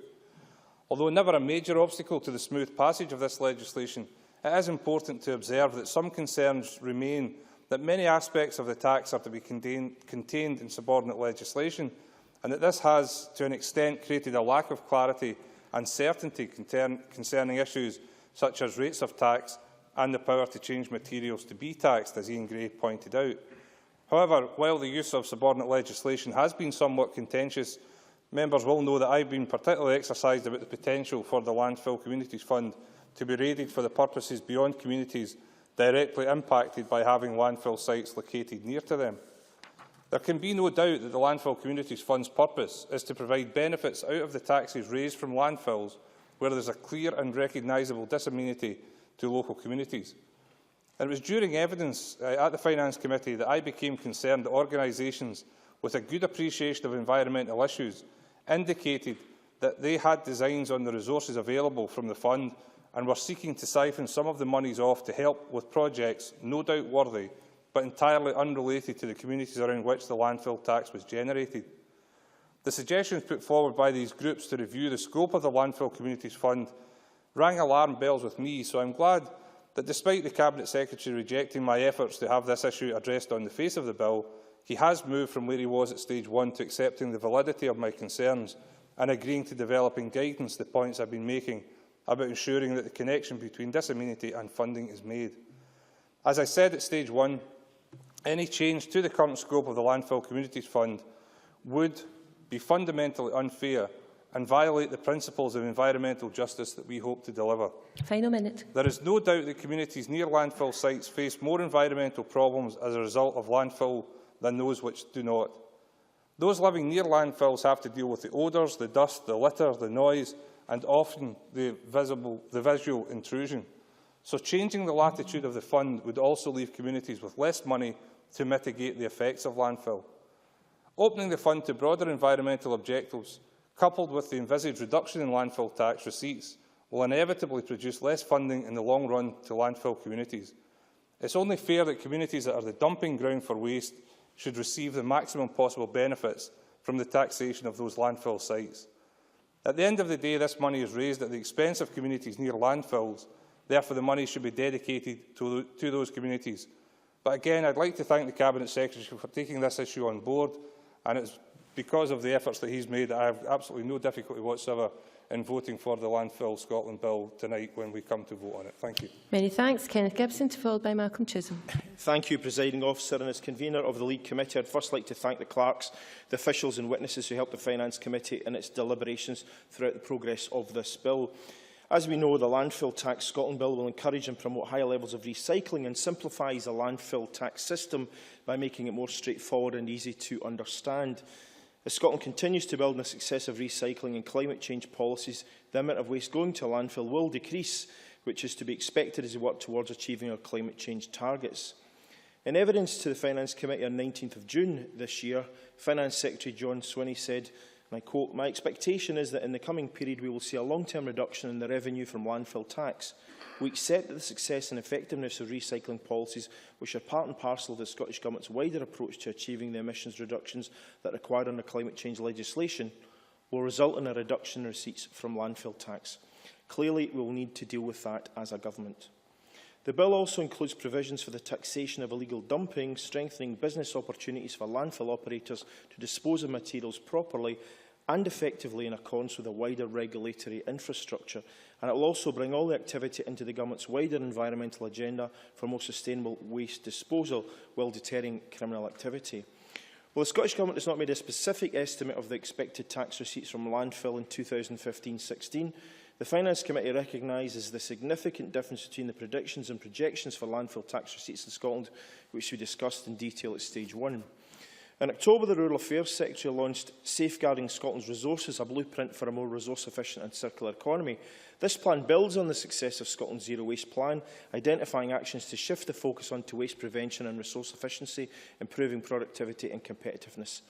The strategy sets out how, in a circular economy, we keep products and materials in use for as long as possible, extract the maximum value from them while it's in use, then recover and regenerate new products and materials at the end of each service life. Final minute. The action plan aims to reduce waste in Scotland by 15% over the next decade to improve competitiveness, and the bill will help Scotland meet its world-leading targets on climate change by establishing a tax system that supports the use of taxes and charges and environmental policy. These will compensate for environmental impact and encourage recycling by aligning tax with the aims of the Zero Waste Plan, promoting high levels of recycling and diverting material resources from landfill into more sustainable forms of use. The bill will also help businesses by ensuring that market distortions caused by illegal operations do not undermine legitimate business ventures, and simplify and streamline the administration and collection of landfill taxes by establishing a system that is system efficient and easy for landfill operators to understand and comply with. Collection and enforcement will align with the principles of better regulation, and a tax credit scheme is incorporated that provides an incentive to operators of landfill sites to contribute financially to projects that meet environmental and social objectives. Must conclude, please. Thank you very much. Many thanks. And finally, Malcolm Chisholm. An important argument in favour of increasing levels of fiscal devolution is that it can incentivise economic activity that brings more revenues to this Parliament.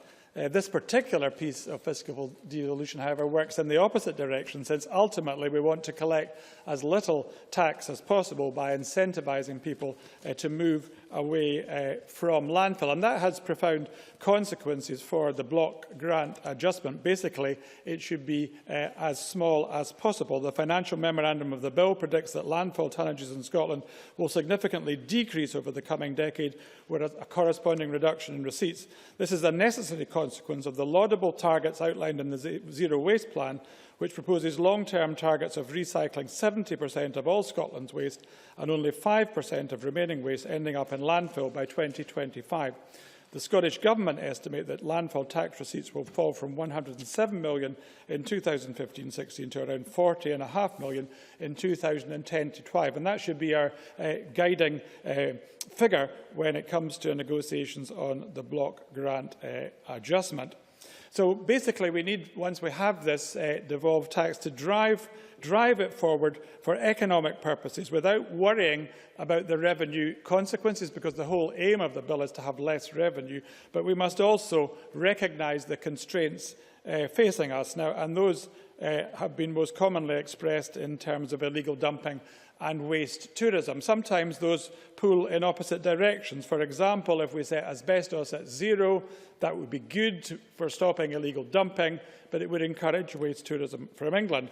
Alternatively, if we set the rates too high, that will encourage waste tourism away from Scotland into England. So all that's very complex and has to be the result of careful deliberation, and the affirmative procedure for that is entirely right.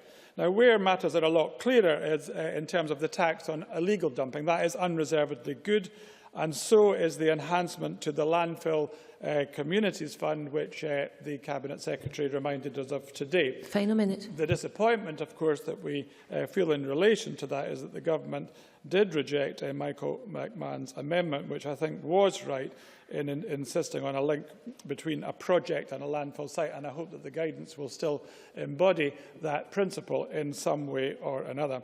In conclusion, the principles of the bill are sound when it comes to incentivising new technologies that take us away from landfill, and also in the way in which it challenges illegal dumping. I think where it does fall short to some extent is when it comes to certainty, because we do not have any certainty about the rates or whether there will be an escalator, and those matters are within the control of the Cabinet Secretary, and I hope that we will hear about those, if not today, at least as soon as possible. Many thanks. My apologies to Jean Urquhart, whom I've been unable to call, and I now call on Gavin Brown. Maximum 4 minutes, please. Thank you, Deputy Presiding Officer. It's been, I think, a pretty good if short debate, and I suppose ultimately it didn't differ enormously from the Stage 1 debate, to reflect the fact that I think very little has changed in the bill since Stage 1. I think one of the highlights probably of the debate was John Mason's attempt to compliment the personal qualities of the Cabinet Secretary over the course of his speech. I just say in passing, I hope that John Mason never finds it in his heart to compliment me, Deputy Presiding Officer, given the strength of his compliments to the Cabinet Secretary. The one issue I think additionally worth greater investment of time from the Scottish Government is looking, I think, at the issue of what they predict to be the landfill-tax receipts. Because in response to the committee's report, at paragraph 12 of their response, the Scottish Government set out their forecasts of what they thought would happen to landfill receipts between the years of 2015-16 and 24-25. Now, the table looks pretty good as it is, but they do make a couple of comments saying that the forecast has been produced internally and it hasn't been independently verified. And it does also say that tax rates are assumed to remain as they are at present, and also that no allowance has been made for receipts from taxing illegal landfilling at this stage. I think it would be quite helpful in terms of taking matters forward for the Scottish Government to publish in a bit more detail the work that they have done, to give, I think, some background to the outside world about the sort of modelling they have used, and also what would then happen to their projected receipts if certain things are changed, whether that's the rate of the tax, whether it's the way in which the tax rates are increased, whether it's 2 rates or 3 rates, and so on and so forth. Because the modelling done, I think I'm right in saying, both by the Scottish Government and by the OBR thus far, have been exactly on the tax as it currently stands. I think it would be quite useful to know what sort of tax rates the Scottish Government are proposing, what sort of a tax they intend it to be, and we can therefore get predictions from that tax, both from the OBR and from the work that the Scottish Government is doing, to see what would happen if changes are made to the particular tax. I think it would also be helpful just to hear from the Cabinet Secretary in his closing, when he does set the tax for the first time, how long does he intend to set that tax for? What sort of approach does the Scottish Government intend to take? A number of witnesses to the committee gave suggestions or requests for what they thought it ought to be. COSLA, for example, put in their written submission a formal request for the tax to be set for a 5-year period. Other organisations had slightly shorter periods, but it would be useful to know what the Government's intention is to try and give a degree of certainty to those out there who will be affected by the tax. Again, in the Scottish Government's response to the Finance Committee, paragraph 2 gives the impression, whether it's correct or not, gives the impression that they would intend to do it simply on a year-by-year basis when the draft budget is published for each and every year. I think it would be helpful to know if that will be the case, or does the Scottish Government intend to provide a degree of stability and certainty by doing so for longer than that. Deputy Presiding Officer, there is much to commend this bill. There are some issues to look at, specifically waste tourism, the taxation of unauthorised disposals, the Community Landfill Fund, and indeed the tax rates that will be set. But I reiterate again that certainly we will be supporting the bill come decision time today. Thank you. Many thanks. I call on Ian Gray and apologise that I can only give you 5 minutes. Thank you very much, Deputy Presiding Officer. I think this has been a short but interesting debate, a bit of a Donald Rumsfeld debate, I think, by which I mean, there have been a lot of known unknowns discussed. We don't know the rate this tax will come in at. We don't know if there will be an escalator, if there will be new rate bands, if there will be any recategorisation of any type of waste. We don't know what the constraints are within which we'll have to work in order to avoid waste tourism. We don't actually know the administrative arrangements for collecting the tax. We know SEPA will be part of that and responsible, but the Cabinet Secretary has made it clear that the way in which they do that will be down to Revenue Scotland, a body which doesn't formally yet exist. We don't know, since Michael McMahon's amendment was rejected, how the Landfill Community Fund will be distributed, and we don't know, as the Cabinet Secretary has made clear, how the block grant adjustment will work, although in all fairness that's not something he can decide by himself, and I do understand that. So I was quite taken aback by Mr Mason's apparent categorisation of the Cabinet Secretary as boring. I would certainly never. Well, John Mason. For giving way, I wonder if you would accept my main point, which was we could put more faith in John Swinney than we could in George Osborne. Ian Gray.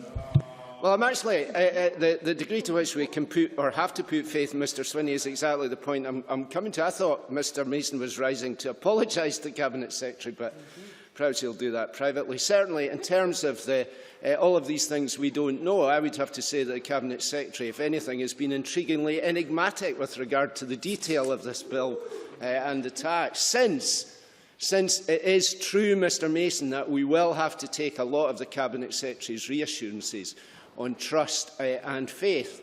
For example, throughout the process of this bill, he has insisted that the Scottish Government will be able to levy this tax more efficiently than has previously been the case. Now, that would be extremely welcome, but I'm not sure that he has actually demonstrated why or how that would be possible, particularly as we don't know yet what the administrative arrangements for raising the tax will be. So that's something that we have to take on faith, and we also have to take on faith that he believes in the principle that communities most directly affected by landfill sites will be the ones who benefit directly from the tax credits, as they do at the moment. And that is important because, as I've said already, we face a situation where the fund is likely to reduce, and communities like mine in East Lothian have benefited significantly in the past from these tax credits. While I would be the last not to have faith in the Cabinet Secretary, he did say, and I wrote this down, that he wanted to ensure that the communities suffering get the benefit from the fund, but he then said, but he also wants to take account of the wider impact on the environment. And that seems to me to be, frankly, a complete contradiction in a single sentence. It is the first of those which we need to secure. Mr McMahon's amendment would have done that, and I still regret that the Cabinet Secretary didn't feel able to support it.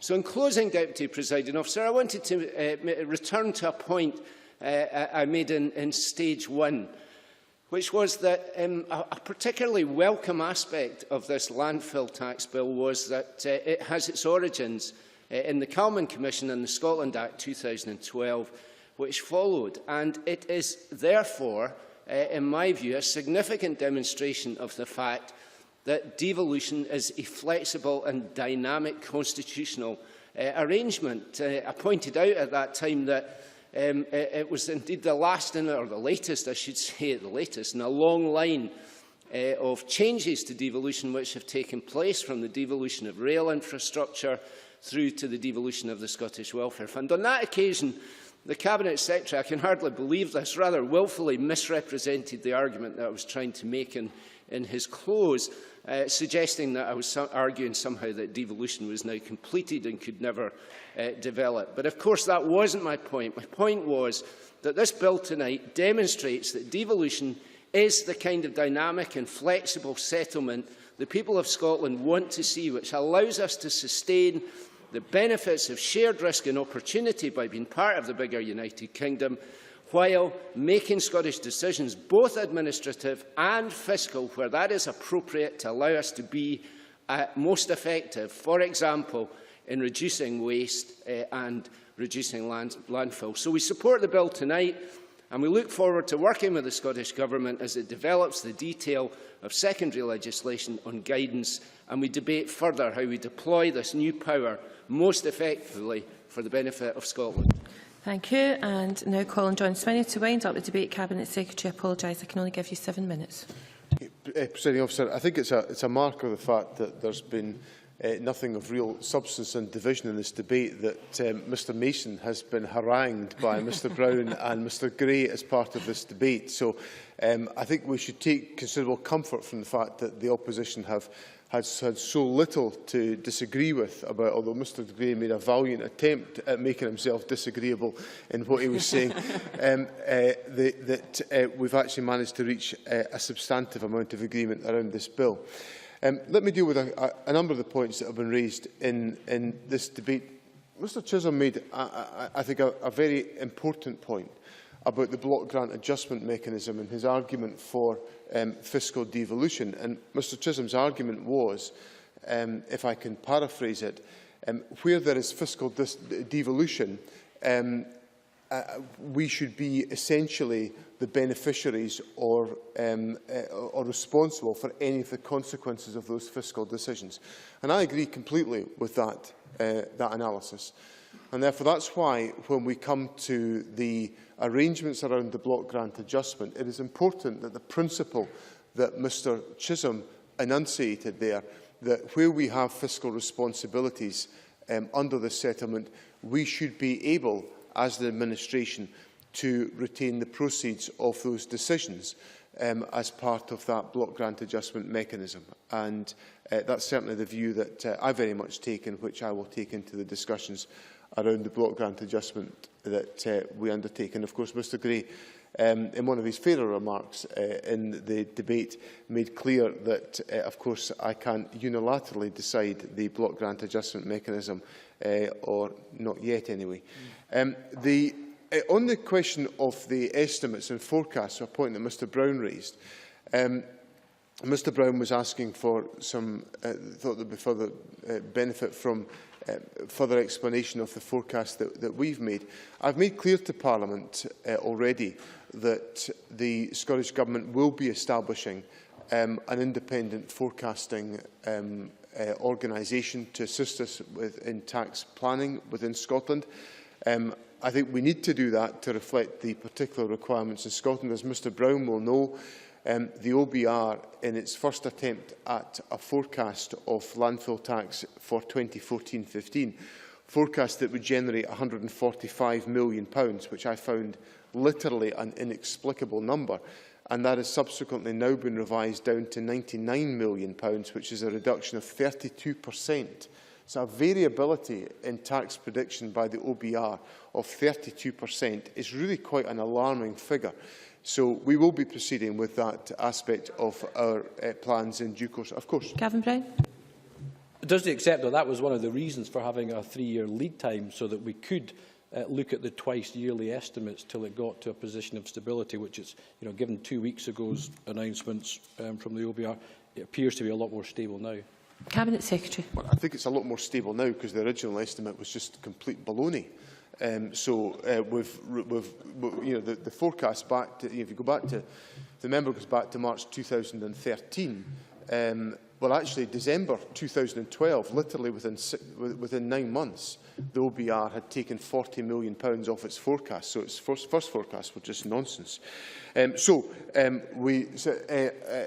think we'll, obviously, the point that I'm making about the importance of accuracy in these estimates is important, obviously, for wider financial planning. I'll give way to Mr. Mike McKenzie. Secretary if this also would encourage us to take OBR forecast, for instance, for oil and gas revenues with a very, very large pinch of salt. I think we just have to take care with a lot of these points. And Mr Mackenzie raises issues which he knows the Scottish Government has a different view on oil and gas predictions compared to the OBR based on industry evidence and investment plans that are actually being undertaken. Now, the other issue I wanted to touch on is Mr McMahon, who's been perhaps the most divisive figure in this debate since he actually forced us into a division today. But I say that in the most respectful way that I can.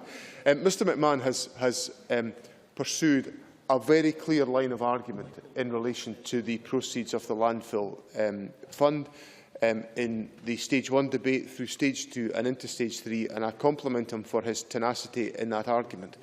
I do want to reassure him that the approach that the Government has taken, the work that we've undertaken, the discussions that have taken place away from the parliamentary channel will all be reflected in the way in which we proceed to the formulation of the guidance and the regulations. And Mr Brown's point about the fact that we need to have a level playing field about how people are able to submit to that consultation process is a point that I very much take to heart, to ensure that we have an open process of discussion which enables us to address these questions and to establish the most effective way of proceeding in this respect. There will be further clarity given by the Government as we set out the detailed provisions of the implementation of the landfill-tax legislation. I can confirm to Parliament that preparations are well underway for the establishment of Revenue Scotland. The further detail that we filled in on the powers of Revenue Scotland in the bill introduced to Parliament last week will be an important and helpful clarification to the debate. Final minute. And the final point I would make is this, and this is where Mr Gray and I are in a similar type of journey. I think we do. Mr Gray makes the argument that this bill represents the accumulation of more powers for the Parliament, and I'm all for more powers for the Parliament. I want to make sure the Parliament has got all the powers that are required to make sure that we can make a difference to the quality of life of people in Scotland. Now that I see we've been joined by Jackie Bailey, who in her usual fashion is muttering at my side on these questions, I would simply say that the welfare issues that Ms Bailey comments on for the Labour Party are just the issues I want us to be able to resolve here in the Scottish Parliament, so we can do things very differently from the way they're planned to be done in the House of Commons.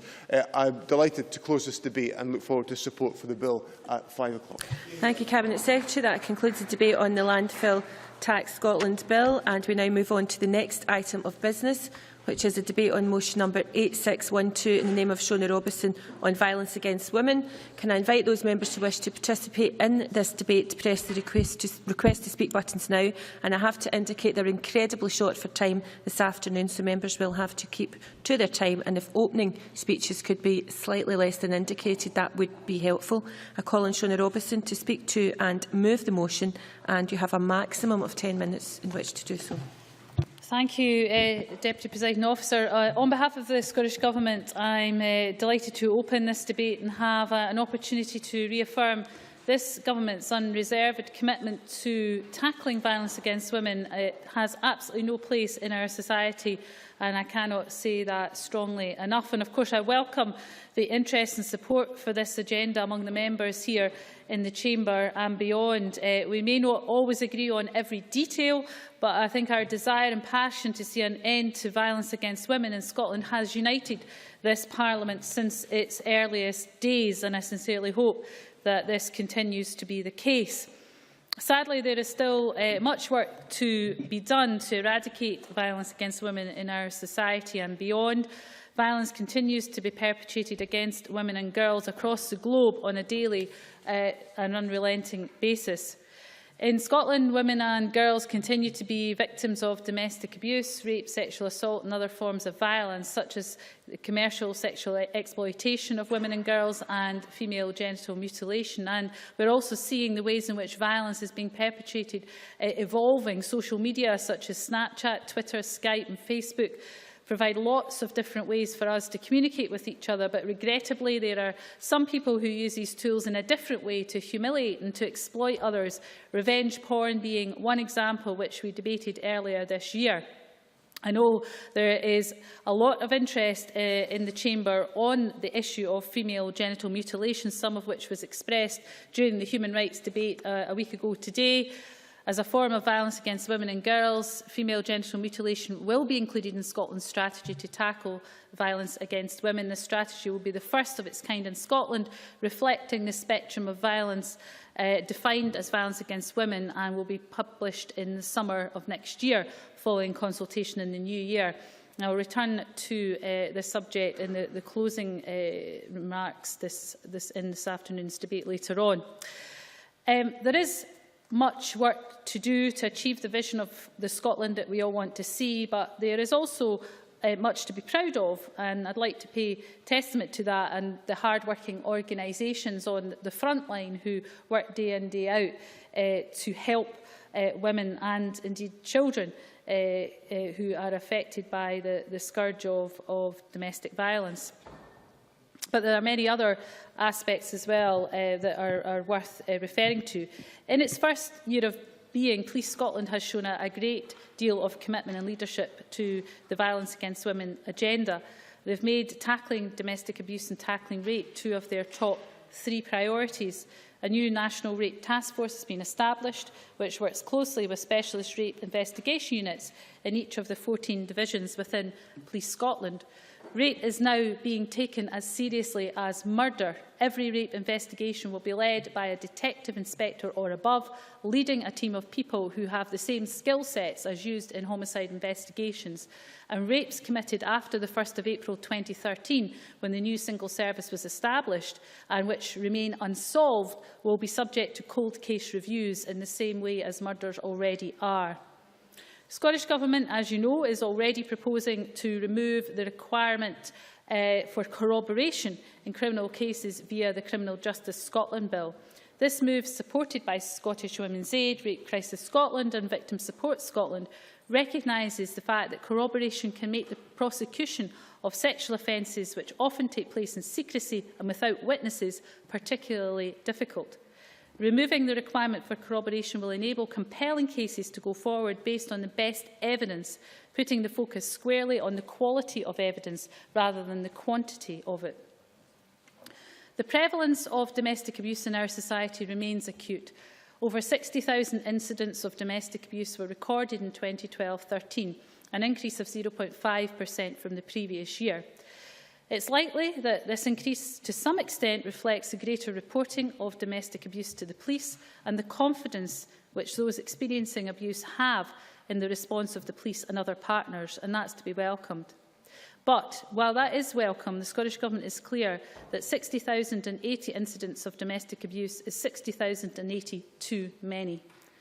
And that's why this Government has increased funding for violence against women, including domestic abuse, by 62% since 2007, allocating £34.5 million for the period of 2012 to 2015. Now, we do recognise that despite that, there are always pressures on budgets, particularly due to higher costs, and that is across many organisations. But nevertheless, compared to the funding support elsewhere, that funding has increased and enabled a lot of work to take place within our communities. We've also strengthened the criminal law in recent years, introducing a new offence, criminalising the breach of an interdict with a power of arrest where domestic abuse is involved. The Victim and Witnesses Bill, introduced on the 6th of February this year, will improve the support available to victims and witnesses through the justice system, putting victims' interests at the heart of ongoing improvements. In order to ensure that the Scottish Government is meeting its international obligations in relation to violence against women, the Scottish Government is proposing to criminalise forced marriage.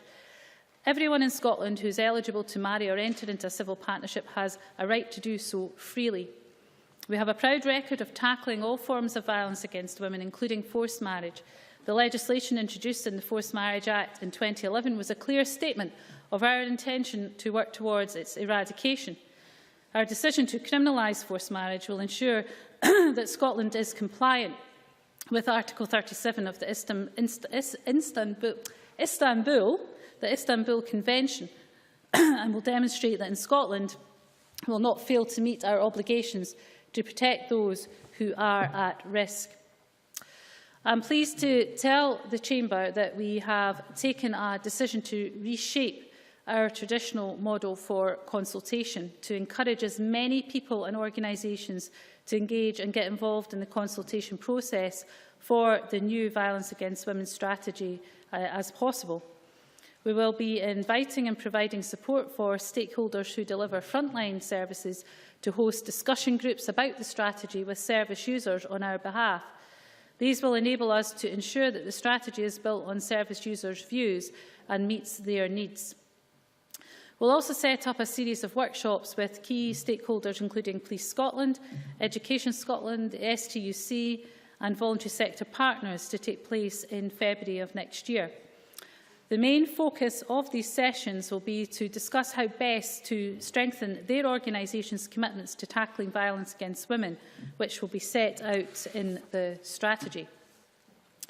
In addition, we are circulating an outline structure of the strategy widely externally, accompanied by specific consultation questions from the new year onwards to ensure that all those not directly involved in the discussion groups and meetings who feel they have something to contribute to the consultation have a mechanism to do so.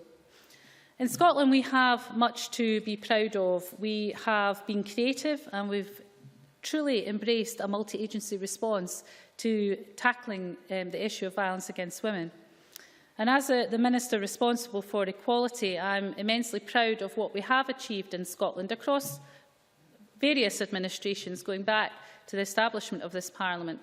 But we have the opportunity to build on those successes, and we must never ever be complacent.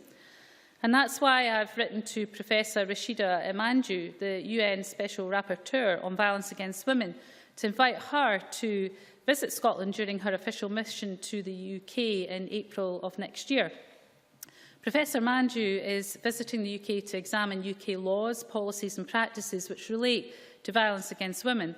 And I want her to hear and see some of the fantastic things that are happening here in Scotland. Final minute. As I said at the outset, there has always been a great deal of engagement by this Parliament on this issue. We've been united in our condemnation of this violence, which we all agree does not accord with the vision of the Scotland that we want to see. I very much look forward to further discussion, the debate today and beyond with members and into the future as the development of the strategy progresses, and I welcome the input of members into that strategy. So with that said, Deputy Presiding Officer, I move the motion in my name. Many thanks. I now call on Jackie Bailey to speak to move Amendment 8612.2, maximum 7 minutes. Thank you, Presiding Officer. I very much regret the necessity to have this debate. I believe it will be a matter of regret for us all across this chamber that in 21st century Scotland we are still debating the increasing level of violence against women and the actions that must be taken to tackle the consequences. The abuse of women, whether domestic or otherwise, is rooted firmly in gender inequality. It is overwhelmingly perpetrated by men, and whilst it's often blamed on drink or drugs or the result of old firm games, we know the truth. The root cause is wider gender inequality. It is ultimately an abuse of power, and we see that imbalance of power all around us, in the underrepresentation of women in this chamber, in the boards and senior management teams of our public bodies, and in our justice system, to name but a few. And whilst that imbalance of power continues, so too will acts of violence against women. And make no mistake about this. Abuse is no respecter of money or class. It can happen to any woman at any time. The set of behaviours which constitute abuse are not simply physical violence. They also encompass mental and emotional abuse, and it's ultimately all about control. We need to recognise that there is a continuum of abusive behaviour. It includes domestic abuse, of course, but it also includes stalking, harassment and others besides. They are, of course, interconnected and complex issues, but we need to be clear that whatever solutions are arrived at, they are firmly rooted in recognising that this is about gender inequality and an abuse of power. And unless we address that, we will ultimately not succeed. Let me illustrate that continuum with the case of a paramedic, Maureen Gordon. The abuse was not just at home, it was at work. She worked for the Scottish Ambulance Service, and so did her ex-partner. He was a manager. He engaged in what can only be described as a campaign of terror. He hounded her at work, tried to run her over in an ambulance service car, threatened to chop her head off with an axe, and he engaged in a range of other intimidating behaviours, far too many to name.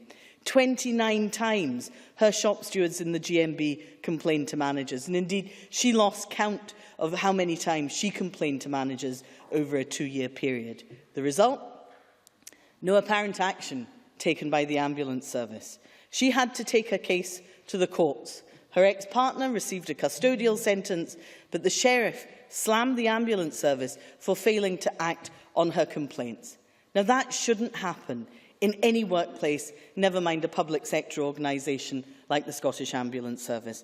And I would ask that the Minister, indeed the Health Minister, meet with Maureen Gordon and her trade union, the GMB, to discuss her experience as a matter of urgency, because frankly I think we would all agree it's a disgrace and must not be allowed to happen in the future.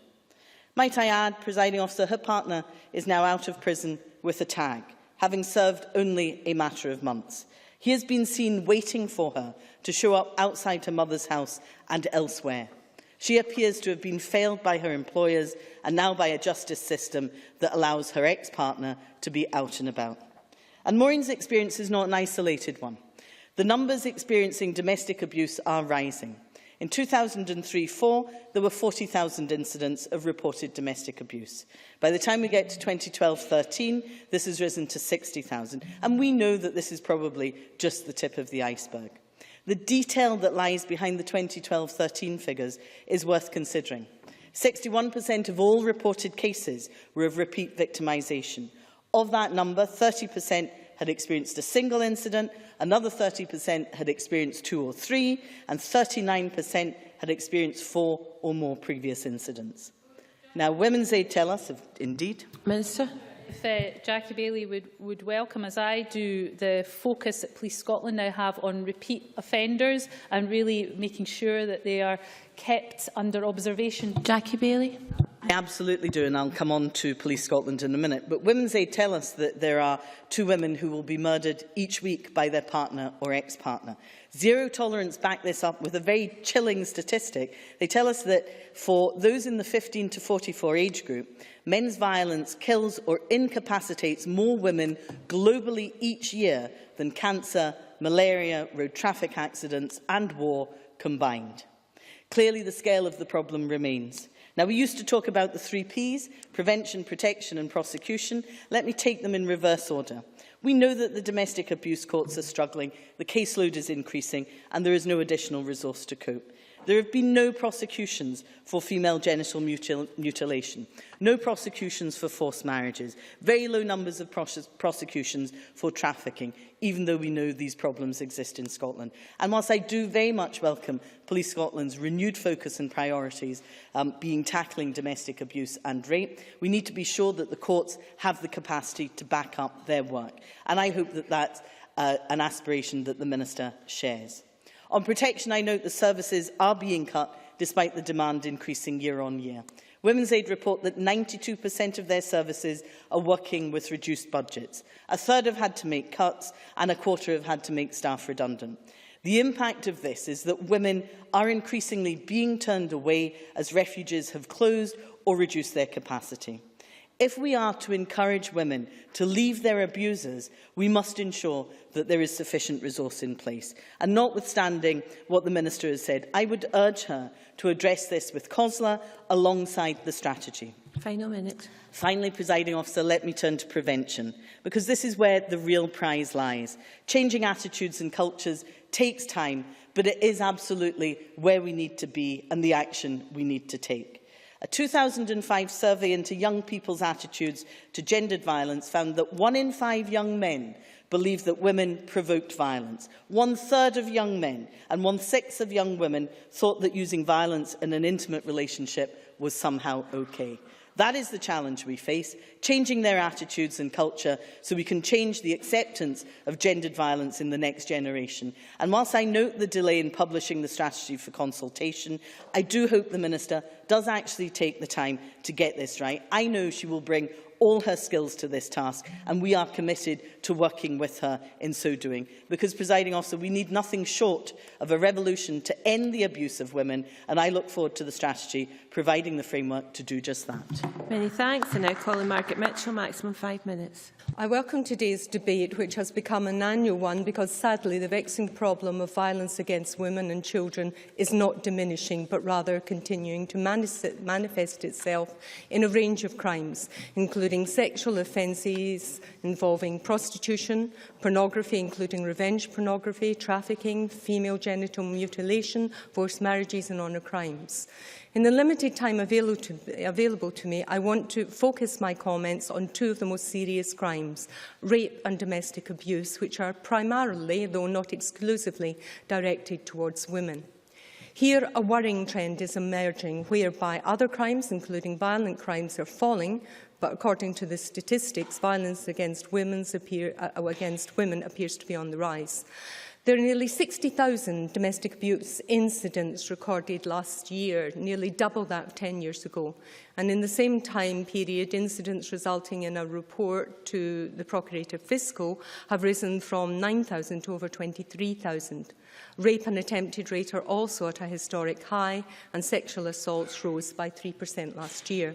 Whilst this increase is partly due to improvements in awareness and the commendable efforts of the government, voluntary organisations and the police to encourage victims to come forward, they do nonetheless make for depressing reading. Violence against women can and does ruin lives. Based on a study conducted for the UK government, violence against women is estimated to cost £4 billion a year. The emotional cost and damage is beyond measure. Quite simply, for significant progress to be made tackling and seeking to eliminate violence against women, Parliament, and with majority government, that means the SNP government, must do more than merely reaffirm its commitment to tackling this violence in its ever-increasing forms. For the harsh reality is that women are being let down by sentencings, which is not as robust as it should be, given that out of those convicted, only 12% were handed custodial sentences. And for those given a custodial sentence, the vast majority were sentenced to less than 6 months, the very sentences the Scottish Government has taken steps to phase out. Zero tolerance of domestic abuse is being let down by zero sentencing. Not surprising, therefore, that many women question whether this violence perpetrated against them is taken seriously, when many of the perpetrators of this violence are being let off so lightly. Furthermore, almost a third of those convicted in court are admonished, and to add insult to injury, the automatic early release of prisoners means the vast majority of violent criminals are released after serving only half their sentence. The SNP promised to end this practice in 2007. To date, has promised to do that, but to date, no meaningful action has been taken. Minister, very briefly. Minister. Just on the issue of prosecution, would Margaret Mitchell recognise that where an incident of domestic abuse resulted in a crime or offence being recorded, a report was submitted to the Procurator Fiscal in 78% of incidents in 2012-13, a substantial increase from the 51% in 2003-04. Already acknowledged that increase in awareness raising at the beginning of my speech, Minister. In addition to this, to its eternal shame, the SNP voted against the amendment to the Victims and Witnesses Bill, which would have introduced a pilot to provide crucial independent legal advice to victims of rape and other sexual offences when permission to access their medical records and irrelevant private information is sought. It is well established that the use, or more accurately abuse, of this information plays to the prejudices and myths known to persist in sexual offence trials, making a conviction all the less likely.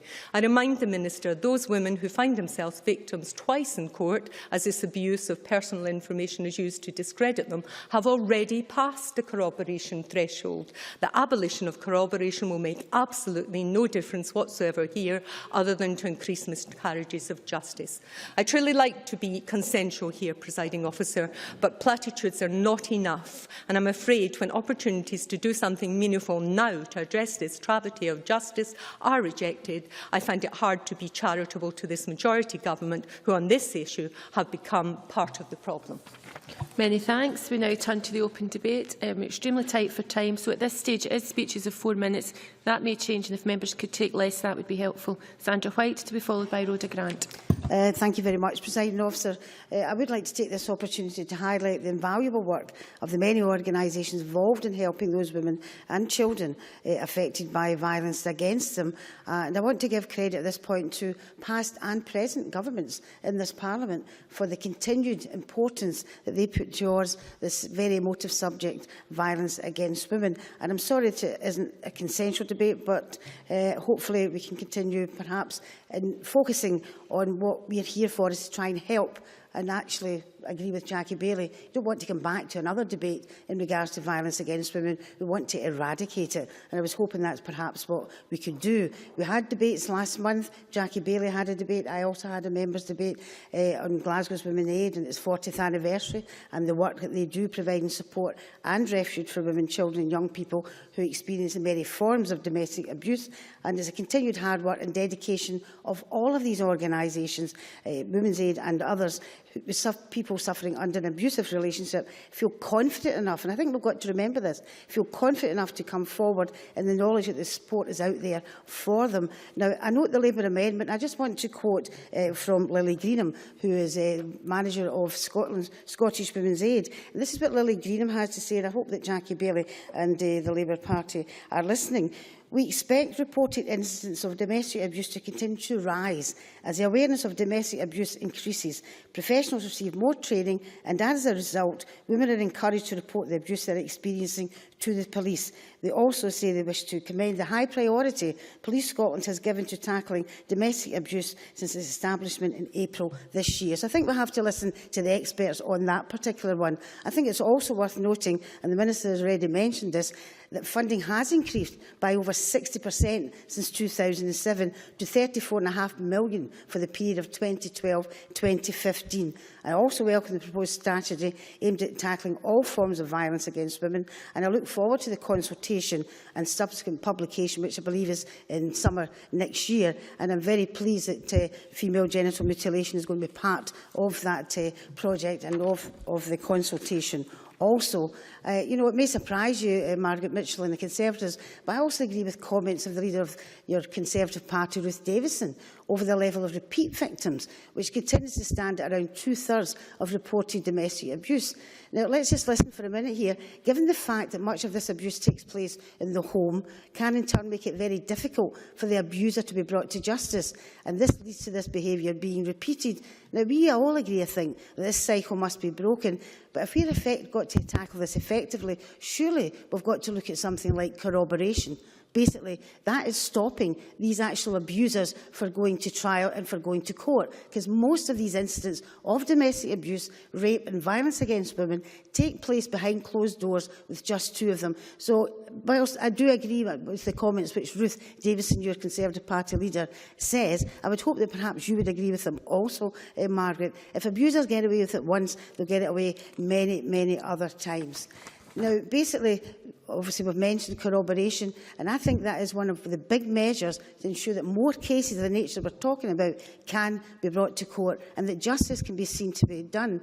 I also know Alison Johnson proposed an amendment which wasn't taken, but I believe the sentiment is certainly worth I need to ask you to start winding up. Thank you, Presiding Officer. Now, I know I mentioned the fact about domestic violence, but I think we also have to look at the measures coming from the Westminster Government, and one in particular, the bedroom tax, the austerity, the cuts in welfare benefits. These affect everyone, but they affect women who are affected by domestic abuse and violence even more. And I think if you look back to some of the debates that was held here, Alistair Carmichael says that people who suffer domestic abuse should not suffer the consequences of the bedroom. Rhoda Grant. Thank you, Presiding Officer. We live in a country that recognises prostitution as violence against women, but continue to prosecute the abused while letting the perpetrator off scot-free. Because those who profit from this trade peddle the myth that people are prostituted as a choice, and the government continues to turn a blind eye. Can I tell you one story? And there's many, but can I just mention one? A young woman is struggling financially, and a friend suggests she become an escort to get paid for eating out and attending glamorous events. She decides it might be worth pursuing and signed up with an escort agency. Nobody told her that she was expected to have sex with clients. She was given details of her first client. She was to meet him in an Edinburgh hotel. She arrived at the hotel to be told to go up to his room. He expected sex, no glitzy occasion or dinner, just sex. She said no. He became enraged, and the escort agency who she called told her that she'd agreed to that and she had to fulfil that part of the contract. She was terrified, but complied because she was afraid she would be seriously hurt if she did not. She immediately told the agency that she no longer wanted to work with them. Their response was that if she didn't continue to prostitute herself, they would tell her family, her friends, that she was a prostitute. She was young, naive and trapped. The pretence of the escorting agency was quickly dispensed with, and she worked in a sauna for the most part. They drugged her, they hardly paid her. Her life was one of basic slavery. She faced violence and was forced to have sex with clients, raped. She said, "People are not aware of what happens behind closed doors in the brothel. The minute you walk in, you're scarred for life. It's like being raped 10 times a day. Pimps tell you it's okay. You lose everything: dignity, identity, respect and happiness." And this is what the Scottish Government is allowing to happen in Scotland today. And what makes it so sad is that this is not a one-off, it's commonplace. Most who are trapped in this trade are those who the government have let down already. Those living in poverty, who have nowhere else to turn, care leavers who have been abandoned by the state with no fallback. Very briefly. For taking an intervention. I was at the same meeting and met the same people as Rhoda Grant and listened to the folk, and not once did the people we spoke to blame the Scottish Government. They didn't blame the Scottish Government at all, and I'm very disappointed that Rhoda Grant would raise that in that issue, and a very sensitive issue, which was actually a private meeting. Rhoda Grant. I'm not talking about the content of the meeting that Sandra White and I had. This is someone who actually spoke to me. But the Scottish Government did have the opportunity to do something about this. I had put forward a proposal for a bill. They instructed people like Sandra White not to sign that bill, and that bill failed. So she can't say that they are not complicit in this trade. This Parliament used to have a proud history of tackling violence against women. I'm sorry that this is no longer the case. We're now being left behind. Other countries are rapidly adopting the Nordic model, with France being the latest in the last couple of weeks. Ireland, both north and south, are looking to follow suit. The member is just winding up. This will end up with us becoming a haven for prostitution, for gangsters, for traffickers who see us as complicit with the trade. At some point, somebody in that situation is going to ask this government, what about their human rights? We need to tackle this now. We need to provide a safe space for survivors to be heard, as advocated by Zero Tolerance and Space International. Until we do this, their voices will be drowned out Grant. James Dornan. Trying to do to mine. Thank you, Presiding Officer. It's important that we begin by recognising that whilst we have made huge strides to eliminating violence against women and to changing the culture that had accepted it for centuries, there is still a long way to go before we eradicate it completely, and we cannot become complacent. This is why I hope that everyone across this chamber will welcome the steps that the Government is taking to put in place Scotland's strategy to tackle violence against women, although it doesn't sound like it. The first strategy of its kind in Scotland, which is, as well as focusing our attention on this issue, ties in more broadly to Scotland's National Action Plan for Human Rights, the first of its kind in the UK, because it's ever more clear that violence against women is a matter of human rights.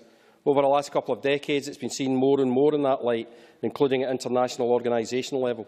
Former General Secretary of the UN, Kofi Annan, said of violence against women in 1999, that violence against women is perhaps the most shameful human rights violation and it perhaps the most pervasive. It knows no boundaries of geography, culture or wealth. As long as it continues, we cannot claim to be making real progress towards equality, development and peace. And this rhetoric has been echoed by his successor, Ban Ki-moon. Moving to put in place a strategy to tackle violence against women, it's crucial that it encompasses the full spectrum of gender-based violence, from domestic abuse to rape to human trafficking, in order to tackle these issues head-on. Violence against women and gender-based violence are often used interchangeably, as most, but not all, gender-based violence is inflicted by men on women and girls. It is important that we properly define what it is. It's violence that's directed against a person on the basis of gender and is almost always motivated by power. We must also understand that gender-based violence reflects and reinforces inequalities between men and women. It's encouraging to see the Scottish Government is working in many areas to lessen the inequalities, all of which will indirectly feed into one another to eradicate gender-based violence in Scotland.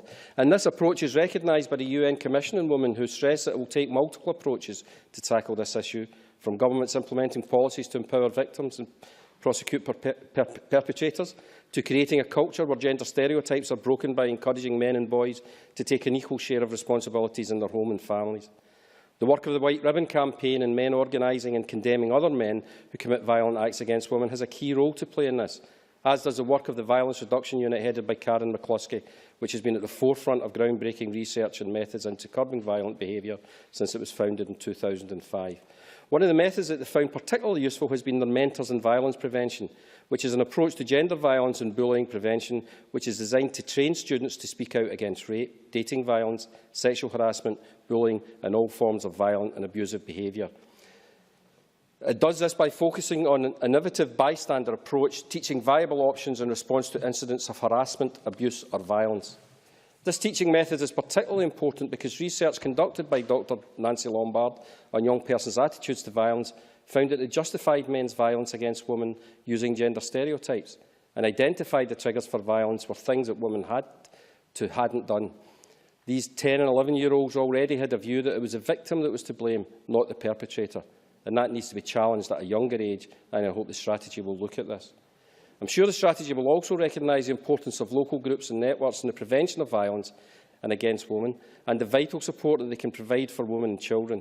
I'm delighted to be hosting a members' debate in the early new year on the work of the CEDAR project and the Castlemilk Domestic Abuse project, including the WAVES project, Women Against Violence, to highlight the work that they do in supporting women and children affected by violence.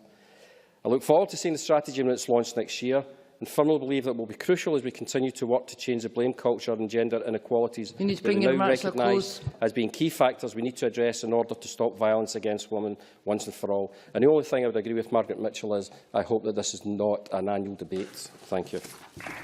Alison McInnes, followed by Christina McKelvey. Violence against women. 3 little words, but so much pain. Domestic abuse, rape, child sexual abuse, sexual harassment and intimidation at work, commercial sexual exploitation, forced and child marriages, honour crimes, stalking, verbal and emotional abuse, and vile online bullying and abuse. It's a litany of misery that can be summed up in another 3 little words: abuse of power. Firstly, I pay tribute to the many organisations that work with those affected by this violence, and I acknowledge the progress that's been made and note that there have been welcome initiatives recently from Police Scotland and the Procurator Fiscal Service. But we don't need to look far to find examples of how much more needs to be done. Here's just a few. In September, Scottish Women's Aid annual census showed that 341 women and 257 children were living in a Women's Aid refuge on one day in Scotland. And on that same day, a further 809 women and 319 children were supported by a Women's Aid group. Last month, a video emerged of the University of Stirling's men's hockey team on a packed public bus taking part in offensive and misogynistic chanting. Last week, Laura Bates' Everyday Sexism project, which documents women's daily experiences of gender inequality, hit the 50,000 mark. 50,000 stories of abuse and harassment. Here's just one of them, and I quote, "I'm only 14, yet almost every conversation I have with a guy involves them asking for nudes, my bra size, and trying to sext me. And when I say, please stop, or no, you're rude, I'm called a bitch, a whore, a slut, and they eventually stopped talking to me. I'm 14, and this is considered normal for my age. And then a couple of weeks ago, research carried out by a team at the University of Bedfordshire was published. A qualitative study of gang-associated sexual violence towards and the exploitation of young people, in England granted, but it was lessons for us to learn. And it's chilling reading, and it demonstrates just how little deep-rooted attitudes have changed in our country. I despaired when I read, "Boys are predators and girls are prey, innit?" said one 16-year-old boy. And a young woman at a focus group explained fatalistically, "I'm used to it. It's normal. It's wrong, but you get used to it. Welcome to our generation." So, my goodness, yes, there's a lot yet to do. So I welcome the development of Scotland's strategy to tackle violence against women, but fine words alone won't bring about the kind of change we need. We need a shared understanding and approach that needs to be at the forefront of everyone's mind every day. Now, Scotland's National Action Plan for Human Rights, published last week, has recommended that the strategy must be accompanied by an action plan. And SNAP Priority 6 urges that we adopt a comprehensive human rights-based strategy on violence against women. It's clear we need to see investment in work that tackles the root causes and creates an understanding of women's inequality as a cause of violence against women. I urge the Minister to ensure that the strategy prioritises work with young people within our schools, our colleges, our universities and at workplace and youth groups and in young offenders institutions. We must do so much more to promote the understanding of healthy relationships, equality and respect. Let me read from the foreword of that research I recently mentioned. The final message, therefore, is that each of us has a role to play in combating the attitudes exposed in this report.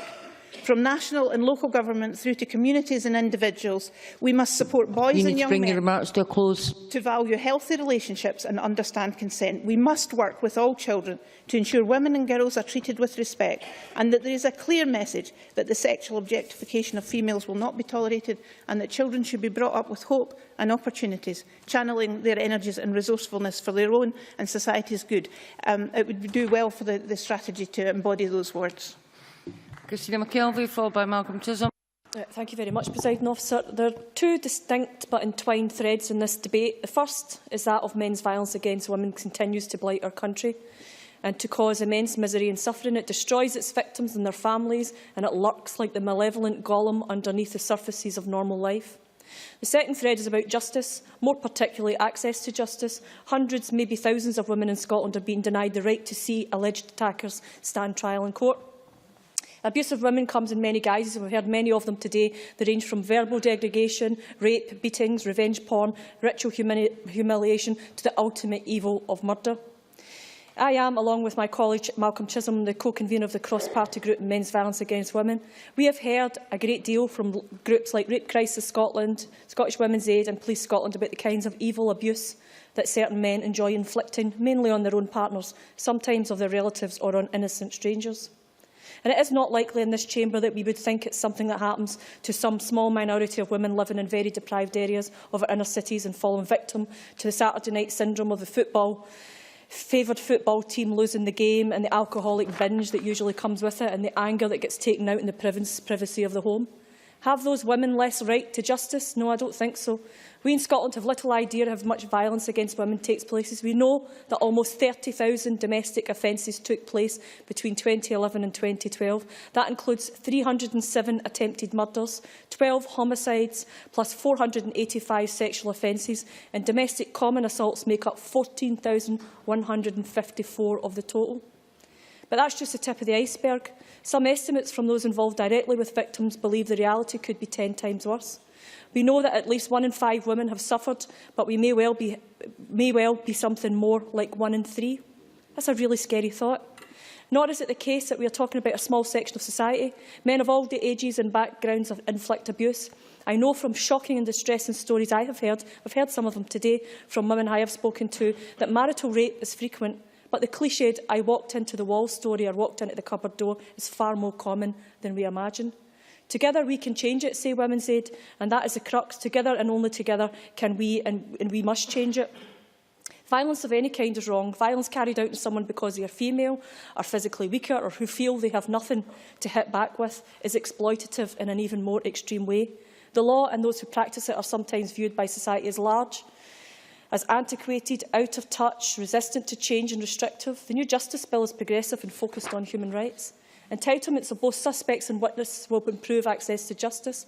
Lord Gill, the Lord President of the Court of Session, said last month that corroboration was a good role that was the result of centuries of deliberations by the country's finest legal and political minds. But we used to think capital punishment and burning witches was sensible as well, but maybe we'll move on.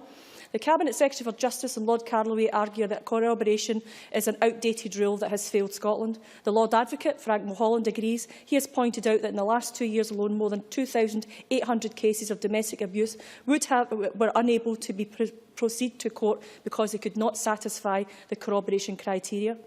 Research by the Crown Office and Procurator Fiscal's Office show that 268 out of 458, that's 58.5%, of criminal cases over 12 months dropped after initial court appeals, even though they would have a reasonable prospect of success had there been no corroboration test. A further 141 cases reported to National Sex Can you start winding up, Ms McKelvey? Over the 6 months had not been in court. And the situation here creates a double negative. The judges don't see the cases in court and the victims don't get justice. Lord Carloway could find no other criminal justice system operating like this. An end to this blatant discrimination against abused women who have the right to justice will be an important statement, and together, as Women's Aid, we can change it. Malcolm Chisholm, followed by Maureen Watt. Presiding Officer, the motion reminds us of the valuable contribution that voluntary and third sector organisations have made to the shaping of Scotland's approach to violence against women. And as it happens, many of those organisations celebrate their anniversaries this year. So I pay tribute to 20 years of zero tolerance, 40 years of Glasgow Women's Aid and 40 years of Edinburgh Women's Aid and 35 years of the Edinburgh Women's Rape and Sexual Abuse Centre. And I'm glad that all those events have been marked in one way or another by the Parliament this year. It's not just, of course, the contribution to the strategy which the motion refers to, or indeed the briefings they've sent us to this debate, but for decades they've led and educated and challenged, and in many cases have provided essential and invaluable services. Of course, it's important that men are involved in challenging men who abuse, and I'm glad that some Edinburgh footballers and rugby players today have been involved in highlighting that. But the reality is that it's women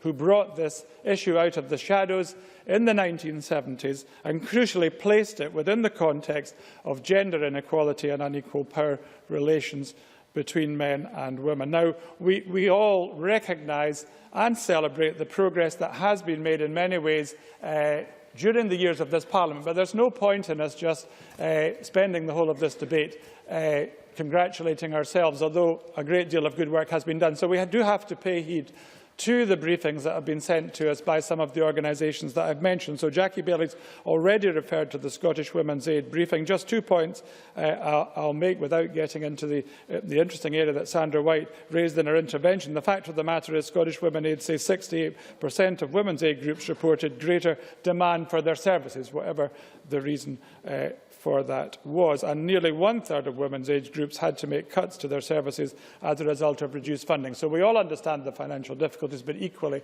it's right that we highlight the concerns that Scottish Women's Aid have raised.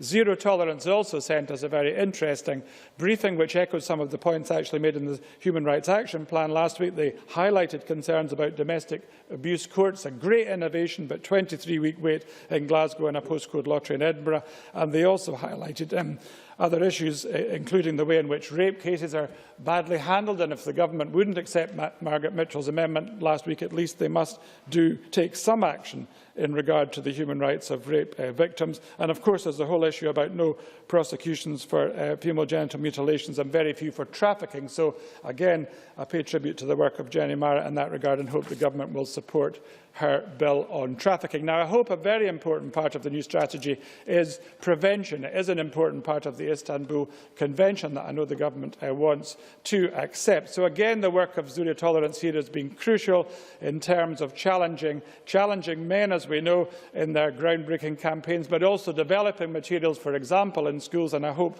their updated Respect materials can be widely used in schools. The evidence is that they have been effective. But it's not just a question of challenging challenging individual men. It's a question of challenging the wider culture, because increasingly we're seeing that that's where the problems are perpetuated. And Alison McInnes emphasised this. We heard at the cross-party group last week about the horrific bus incident in Stirling, which is really one example of the prevalence of a lad culture that is actually reinforcing these attitudes of men towards women that lead to violence and you need to bring your remarks to a close. It is a profound societal and cultural problem. Violence against women is a profound societal and cultural problem, but it is also perpetuated and reinforced by many of the products of that culture, which is why action against lads' mags and indeed page 3 is also important. Maureen Watt, followed by Cara Hilton. Thank you, Presiding Officer. If I had a Christmas wish, it would be that we didn't have to debate this subject. And I think the campaign about a child's Christmas wish that its parents didn't shout and fight was one of the saddest I've known. Presiding Officer, we have no way of knowing whether the increase in the total recorded number of domestic abuse incidents represents an increase in domestic violence itself or greater willingness to report cases in the knowledge that it will be taken seriously by the police and other services. I welcome the increased financial funding, a 62% increase since 2007 to £34.5 million between 2012 and 2015. And the comments from Scottish Women's Aid that as the awareness of the issue increases and professionals receive more training, more women are encouraged to report the abuse they are experiencing rather than suffer in silence. So I hope it is the latter, but I continue to be appalled by the discrimination against women which I come across, together with the lack of awareness among men of what is acceptable behaviour and what is not. For example, some of the comments I've received from pretty prominent people in the community regarding a recent high-profile court case of sexual abuse in Aberdeen have been appalling. The idea that several women individually should not report behaviour that they find unacceptable and threatening shows a total lack of respect for women. And I agree with Jackie Bailey that attitudes are the key to eliminating domestic violence. Until we live in a country which has a thread of equality running through every single aspect of society, we will have men believing it is acceptable to treat women as their inferior and to commit acts of violence against them, whether physically or psychologically. That thread means parents giving the same opportunity to their children, whether boys or girls, and not steering them into gender-stereotyped roles from an early age. It means schools making sure all pupils have access and assistance to STEM subjects so that all career opportunities are open to women and men. It means equal pay for work of equal value, and that means giving caring and nurturing roles the gravitas and value they deserve. So I welcome the advent of a strategy aimed at tackling all forms of violence against women, and I hope a very large part of it will be about education, that violence against women is totally unacceptable and as illegal as drink driving or not wearing seat belts. But it should also be about penalty. That's why I welcome the changes being proposed on corroboration. Far too often, I have constituents who have been subject to domestic violence but unable to get redress in the courts. These constituents have had excellent support from the Police Domestic Violence Unit in Aberdeen, but they, like victims, are frustrated by the allegations do not proceed to court, yet alone conviction. I know that in the North East, the Procurator Fiscal is as frustrated as the victims and the police, and the sooner corroborative evidence does not have to be another person, but other obvious factors, the better. Rhoda Grant should think hard of the consequences of what she was proposing. Forcing prostitution underground and increasing hugely the harm to women. That is why it is not supported by groups working in this area. Presiding Officer, the song goes that no one knows what goes on behind closed doors, but those lyrics, like the sentiment, must be part of the past, not the future of a modern, safe, stronger and equal Scotland. Cara Hilton, followed by Stuart Maxwell. Thank you, Presiding Officer. Violence against women was a significant issue in my election, but my concerns neither began nor ended with the behaviour of Dunfermline's former MSP. Throughout the world, every year, 2 million women and girls suffer genital mutilation. Millions are raped, many in wars. Others suffer forced marriage or are the victims of honour killings. And as Jackie Bailey has already highlighted, for the 15 to 44-year-old age group, men's violence kills or incapacitates more women around the world every year than cancer, malaria, road traffic accidents and war combined. Sometimes abuse is widely known and even institutional, but often it's hidden and we're unsure of its extent. Most abuse and violence occurs within the family home, behind closed doors, and abuse of power and trust, mostly by men, and it is surprisingly common. Indeed, at least 1 in 4 women in Scotland will experience domestic abuse at some stage in their lives, with 1 in 3 cases either starting during or escalating during pregnancy. Domestic abuse happens in every community in Scotland, and it damages the lives of thousands of women, children and young people. There is no socio-economic, age or cultural barrier to abuse. And there is no doubt that violence against women is rooted in persistent gender inequalities in our homes, in our workplaces, in the media and across society. Scotland's progressive stance in tackling domestic violence is widely acknowledged, and I hope that the new strategy will build upon this. Many of the very positive measures taken here in Scotland result from multi-agency working in partnership. One successful example that we have in Fife is the CEDAR programme for children who have experienced domestic abuse and are suffering behavioural, emotional and social difficulties as a result. Another example is MARIC, which has been introduced to identify and protect the highest risk victims of domestic abuse. These programmes demonstrate the real benefits of partnership working with police, health and council services, working closely with voluntary sector organisations such as Women's Aid. Last year in Fife, Fife Women's Aid gave support to 1,369 women, including 200 very high-risk domestic abuse MARIC cases, and they really are doing a fantastic job in supporting women across Fife. But unfortunately, funding for this vital work is not assured, and it's dependent upon partners allocating resources in increasingly tight financial circumstances. Indeed, Scottish Women's Aid have found that almost 1/3 of groups are now reducing services due to funding cuts, and at a time when demand is higher than ever. And it's victims of domestic violence who are paying the price. On 18th of September, Women's Aid groups across Scotland took part in their annual 24-hour census to identify how many women, children and young people were supported on that day. And a shocking 51% of women and their children seeking refuge on that day were turned away as there was simply no room for them. It's simply unacceptable that women fleeing from abuse in Scotland are unable to access help when they need it most, and therefore it's absolutely vital that more is done to ensure that domestic abuse support services are placed on a secure financial footing. Finally, while most of us are looking forward to spending time with our families at Christmas, for victims of domestic abuse, Christmas can be an extremely difficult and a frightening time. I wish that all victims have the courage to seek help, and for the rest of us that we can help to provide it. We will never achieve the Scotland that we aspire to when thousands of our citizens live in constant fear. Violence against women is never acceptable. It is always a crime, and we all have a responsibility to stop it. Thank you. Thank you, Stuart Maxwell, followed by Alison Johnson. Thank you, Presiding Officer. Domestic violence, 80% of which has a male perpetrator and a female victim, and attacks on women by strangers have one common factor: power. The power that some men choose to wield over women. We are all agreed that violence against women is wrong, always wrong in all circumstances. It's sobering to remember that Scottish Women's Aid was only established in 1973, and the first refuges for women who were victims of domestic violence were not set up in Scotland until that year.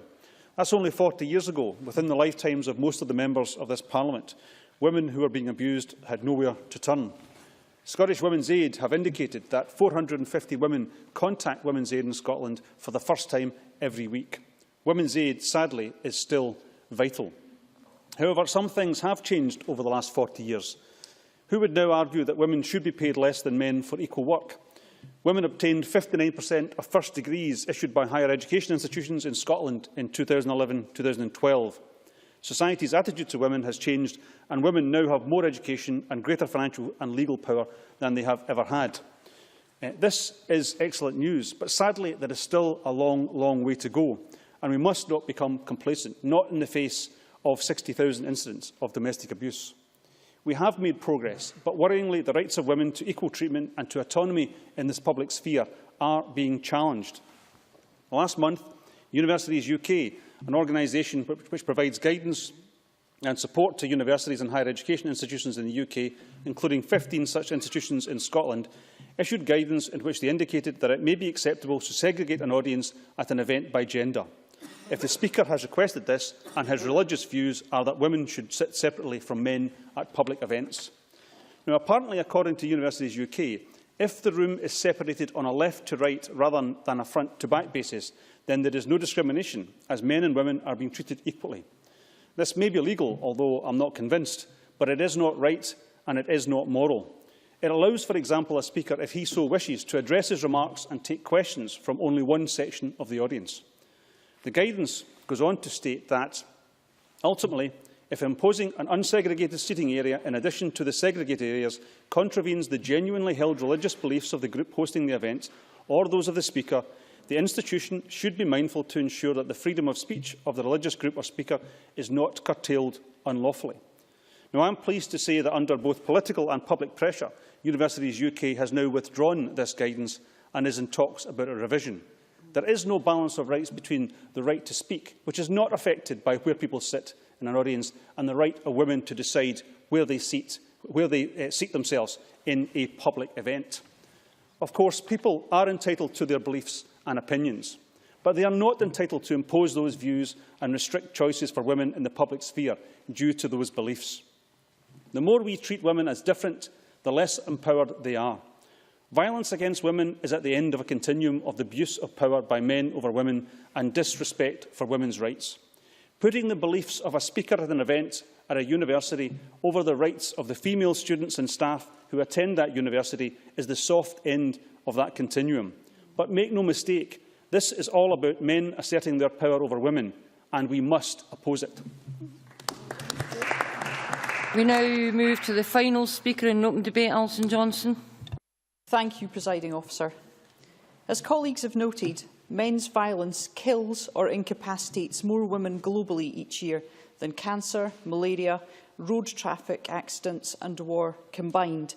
I had to read that statement contained within Zero Tolerance's briefing several times. UN Secretary-General Ban Ki-moon is right to insist that we take this issue with the deadly seriousness that it deserves. Violence against women affects us here in Scotland, and it affects women across the globe. We see it as most extreme in countries where femicide occurs, and the resulting imbalance in gender ratios is threatening women's lives in sinister ways and making the equality that is required to address such practices ever harder to attain. At age 14, Tarsila Rivera Zia was told that as an Indian servant, she wasn't considered worthy of further education. Nearly 50 years later, she's the director of Chirapac, a leading agency for the rights of Indigenous women in South America.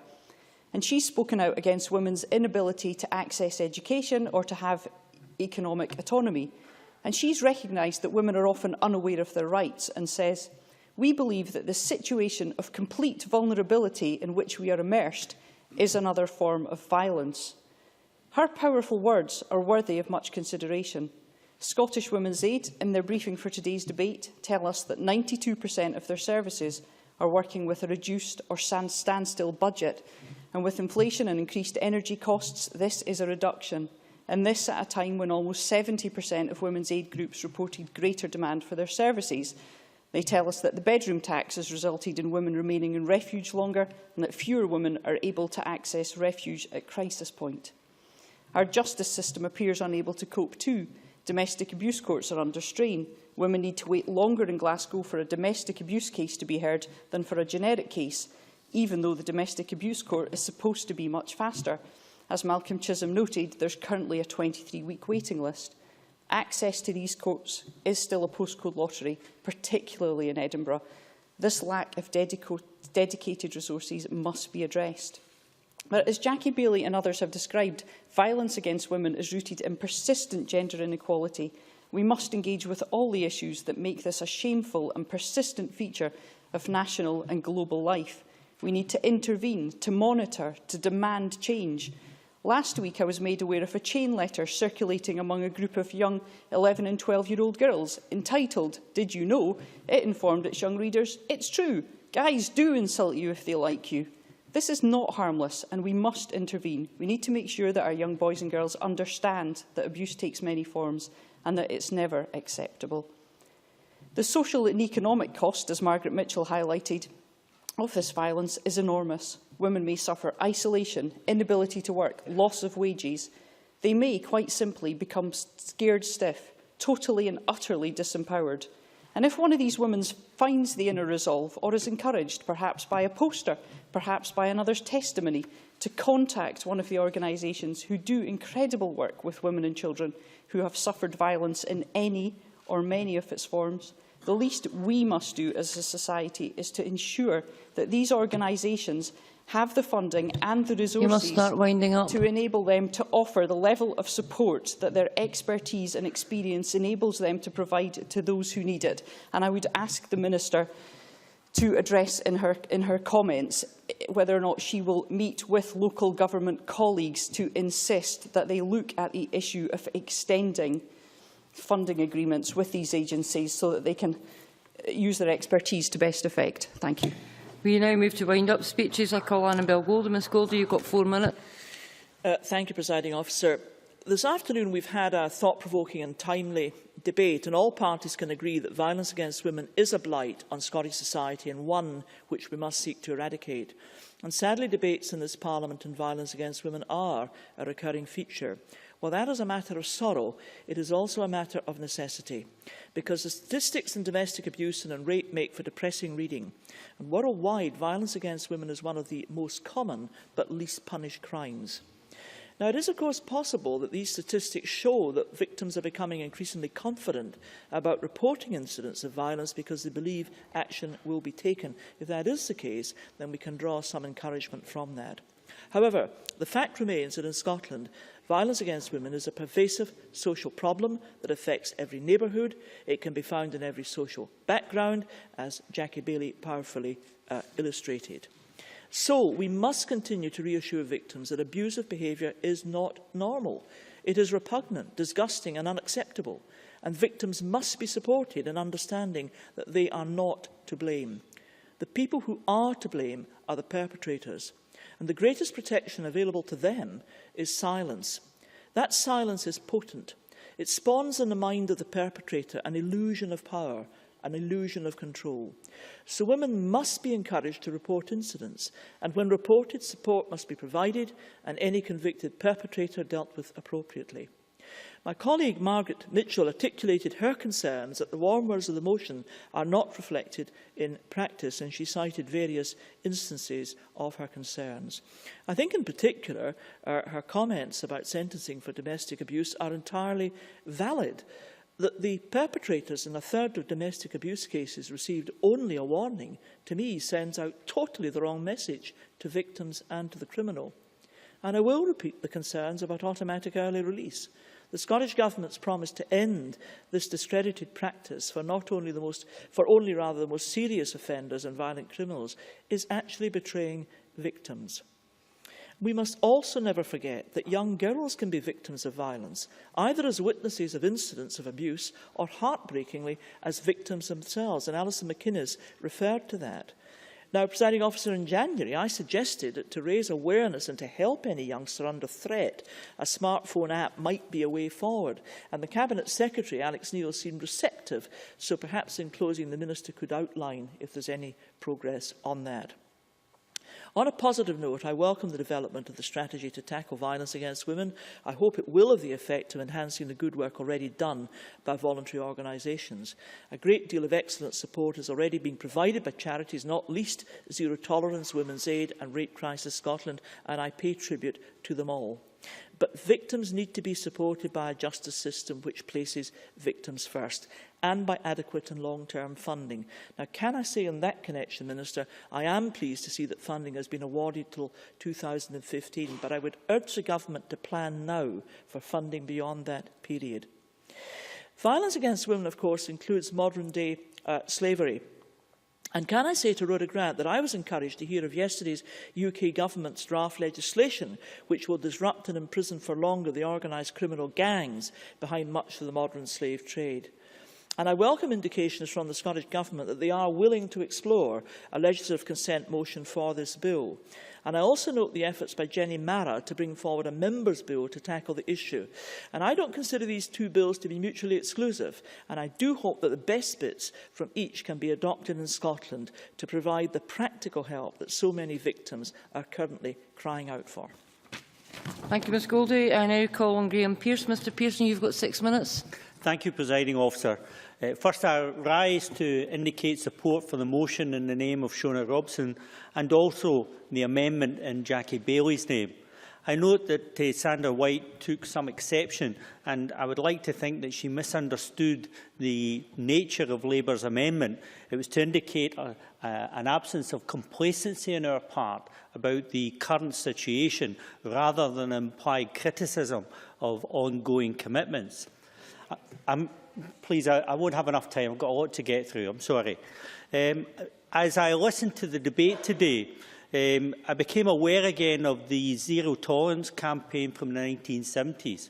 And it reminded me of the shock and indeed the controversy that was created by that campaign, as people struggled to understand who was being accused and what they were being accused of.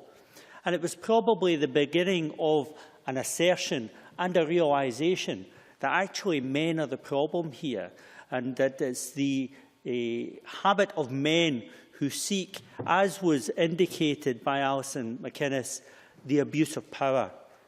It's nearly 40 years since I attended a course in the FBI Academy, and they indicated to me during that course that actually sex crime was nothing to do with sexual relationships. It was actually an abuse of power and control by men, largely over women. And in that regard, we've come a long way in many people understanding the nature of that abuse. Today's debate has indicated this is not a crime issue per se. It also impacts on health within our communities. It impacts on our work life and our relationships in work, the media and the way media report what we do in our communities, and indeed the still continuous use of page 3. The music business and the way they demonstrate women as being a commodity for selling music and fashion. Schools and the way schools are operated and the value that's placed on women and the parts that women play in education. Sport and the value we place on women's involvement in sport, and indeed how we value work in a financial sense and the way we pay people engaged in work. There was some controversy over the input from Rhoda Grant in relation to the story that she told.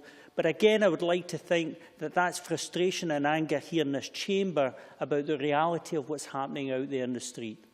I've never met a woman who was engaged in what we in some ways describe as an industry, the sex industry, who willfully and wantonly and willingly engaged in selling her body to a man in some cold, bleak place, in some loveless relationship. And we just need to face that fact and begin to come to terms with it.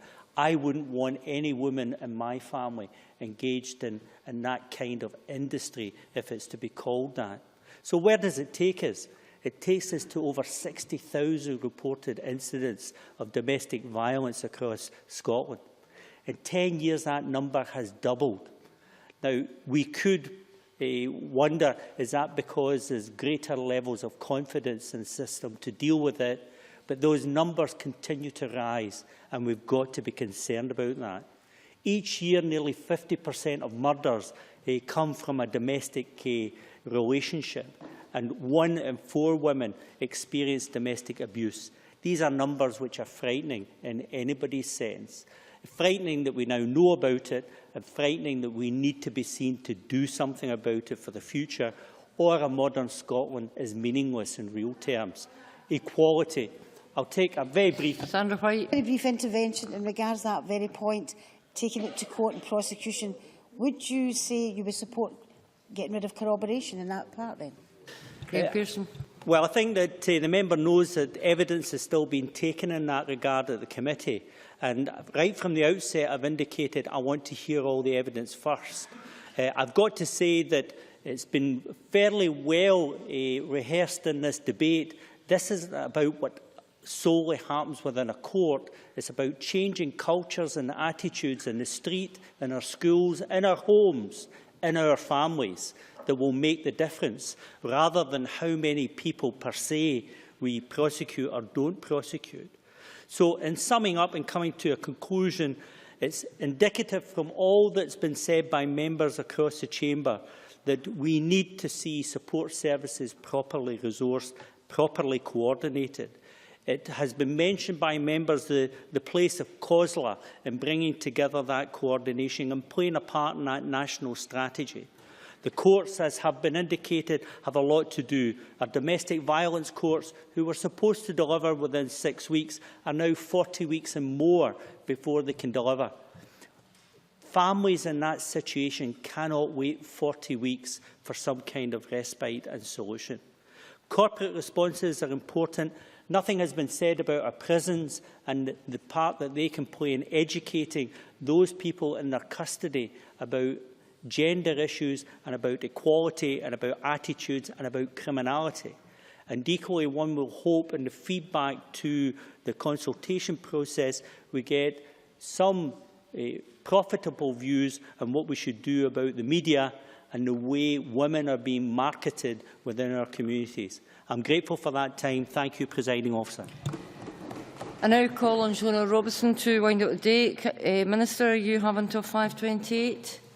Okay, thank you very much. Thanks to all members who have participated in this afternoon's debate and for the many positive and constructive contributions. I should say at this point that in that spirit we will be supporting the Labour amendment. I said in my opening remarks that I would return to the issue of female genital mutilation. I want to do that now before I turn to some points made in the debate. We absolutely need data that will help us to more accurately estimate the prevalence of female genital mutilation in Scotland. Some data from the 2011 census that will allow a more up-to-date prevalence estimate to be calculated is due to be released in early 2014. We'll, of course, make this information available to members as soon as we are in a position to do so. But let no one be under any illusion, female genital mutilation will not be tolerated in Scotland, in a modern and multicultural Scotland. In Scotland, female genital mutilation is of course punishable by up to 14 years imprisonment, and we acknowledge that there have been no prosecutions for female genital mutilation in Scotland, but that's also the case in England and Wales, where of course there are many more women and girls from countries where female genital mutilation is prevalent. So I think it is quite wrong to suggest that somehow Scotland is a soft touch on this issue. But we know it is a difficult and sensitive issue, and there are a number of possible reasons why victims may feel unable or unwilling to report it to the police or other authorities. This makes work to raise awareness and encourage reporting of the issue all the more important. So I'm pleased to be able to announce today that the Scottish Government is providing additional funding of £15,000 to the Scottish Refugee Council and the Women's Support Project to carry out a project which will produce a baseline of information to help inform work to tackle female genital mutilation. The project will involve identifying and analysing existing data, reviewing work undertaken previously to tackle the issue, and identifying and drawing lessons from successful projects and best practice in other parts of the UK and Europe in order to help inform what works in terms of service provision, prevention and prosecutions.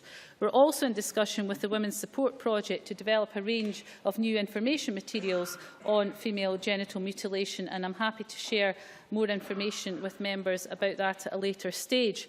We also recognise very much that health professionals like midwives, doctors, nurses and others play a crucial role in identifying girls at risk, recording incidents and offering support and onward referral to women. And that's why we have initiated discussions with Gillian Smith, the Director of the Royal College of Midwives in Scotland, to discuss the recommendations made in the intercollegiate report Tackling FGM in the UK. Which was published by the Royal College of Midwives on the 1st of November 2013. So I'll update members on those discussions once they are a little further developed. I want to now turn to some of the points made in the debate. Jackie Baillie, I thought, made a number of very important points, making the point that many made that the issue of violence against women is, of course, rooted in gender inequality and the abuse of power, and that we require to tackle that in order to really tackle the issue. She asked whether we would meet with Maureen Gordon and her union representatives, and I'll ensure that the meeting request is progressed. She mentioned, as did many others, the issue of the domestic abuse courts and the fact that they are extremely busy. And what I can tell members about that is that the Scottish Government is, of course, aware of the problems associated with the volume of cases coming before the domestic abuse courts in Glasgow and Edinburgh. The Criminal Justice Board in Glasgow are currently looking at ways in which to address the issue, and additional trial diets have been set aside for domestic abuse cases to help handle the increased volume of cases coming before the court. Scottish Government officials met with Sheriff Catherine Mackey and Police Scotland yesterday to discuss the difficulties currently being experienced by the Edinburgh Domestic Abuse Court and potential actions which can be taken to deal with the issue. And a further meeting is going to take place in the new year. Can I say to Margaret Mitchell just two things that I'm struck by her rather negative tone. I think two things are important to bear in mind. That actually the funding that is provided by the Scottish Government, which has been referenced by many people in the Chamber, the £34.5 million over the period 2012 to 2015, is in stark contrast to the £40 million that the UK Government provides for the whole of the rest of the UK. I would say something else to Margaret Mitchell, that she should bear in mind the impact that the welfare reforms of her government at UK level have had on victims of domestic abuse. So I don't want to strike a negative tone, but I think Margaret Mitchell should remember those two issues in response to her speech earlier on. Graham Pearson said that people get angry, and that Rhoda Grant had shown anger about her case. I don't mind people coming to the Chamber and being angry about cases. I don't mind that at all. What I do mind, though, is accusations being bandied about, like, for example, to quote Rhoda Grant, that the Scottish Government is complicit in the trade of prostitution and trafficking. I'm sorry, I find that deeply personally offensive on behalf of the Scottish Government. Now, we have stood together on this issue since 1999, and I think that is the strength of tackling violence against women. I really don't want anyone in this chamber, no one in this chamber has a monopoly of wisdom on this issue, and I don't think it's in any of our benefit to break the consensus, and I certainly don't believe it's in the benefit of women suffering violence out there to break the cross-party consensus that there is on this issue. Briefly. Grant. I would be interested to know what the Scottish Government are going to do about prostitution then, rather than her defence of their stance. Well, I think the point I'm making to Rhoda Grant is that we stand together on this issue to tackle these issues, and I really think she did herself a great disservice this afternoon by the tone that she struck. Alison McInnes made a very good speech, talked about the priorities within the new strategy and including the work, including young people within that, and I'm very happy to take that forward.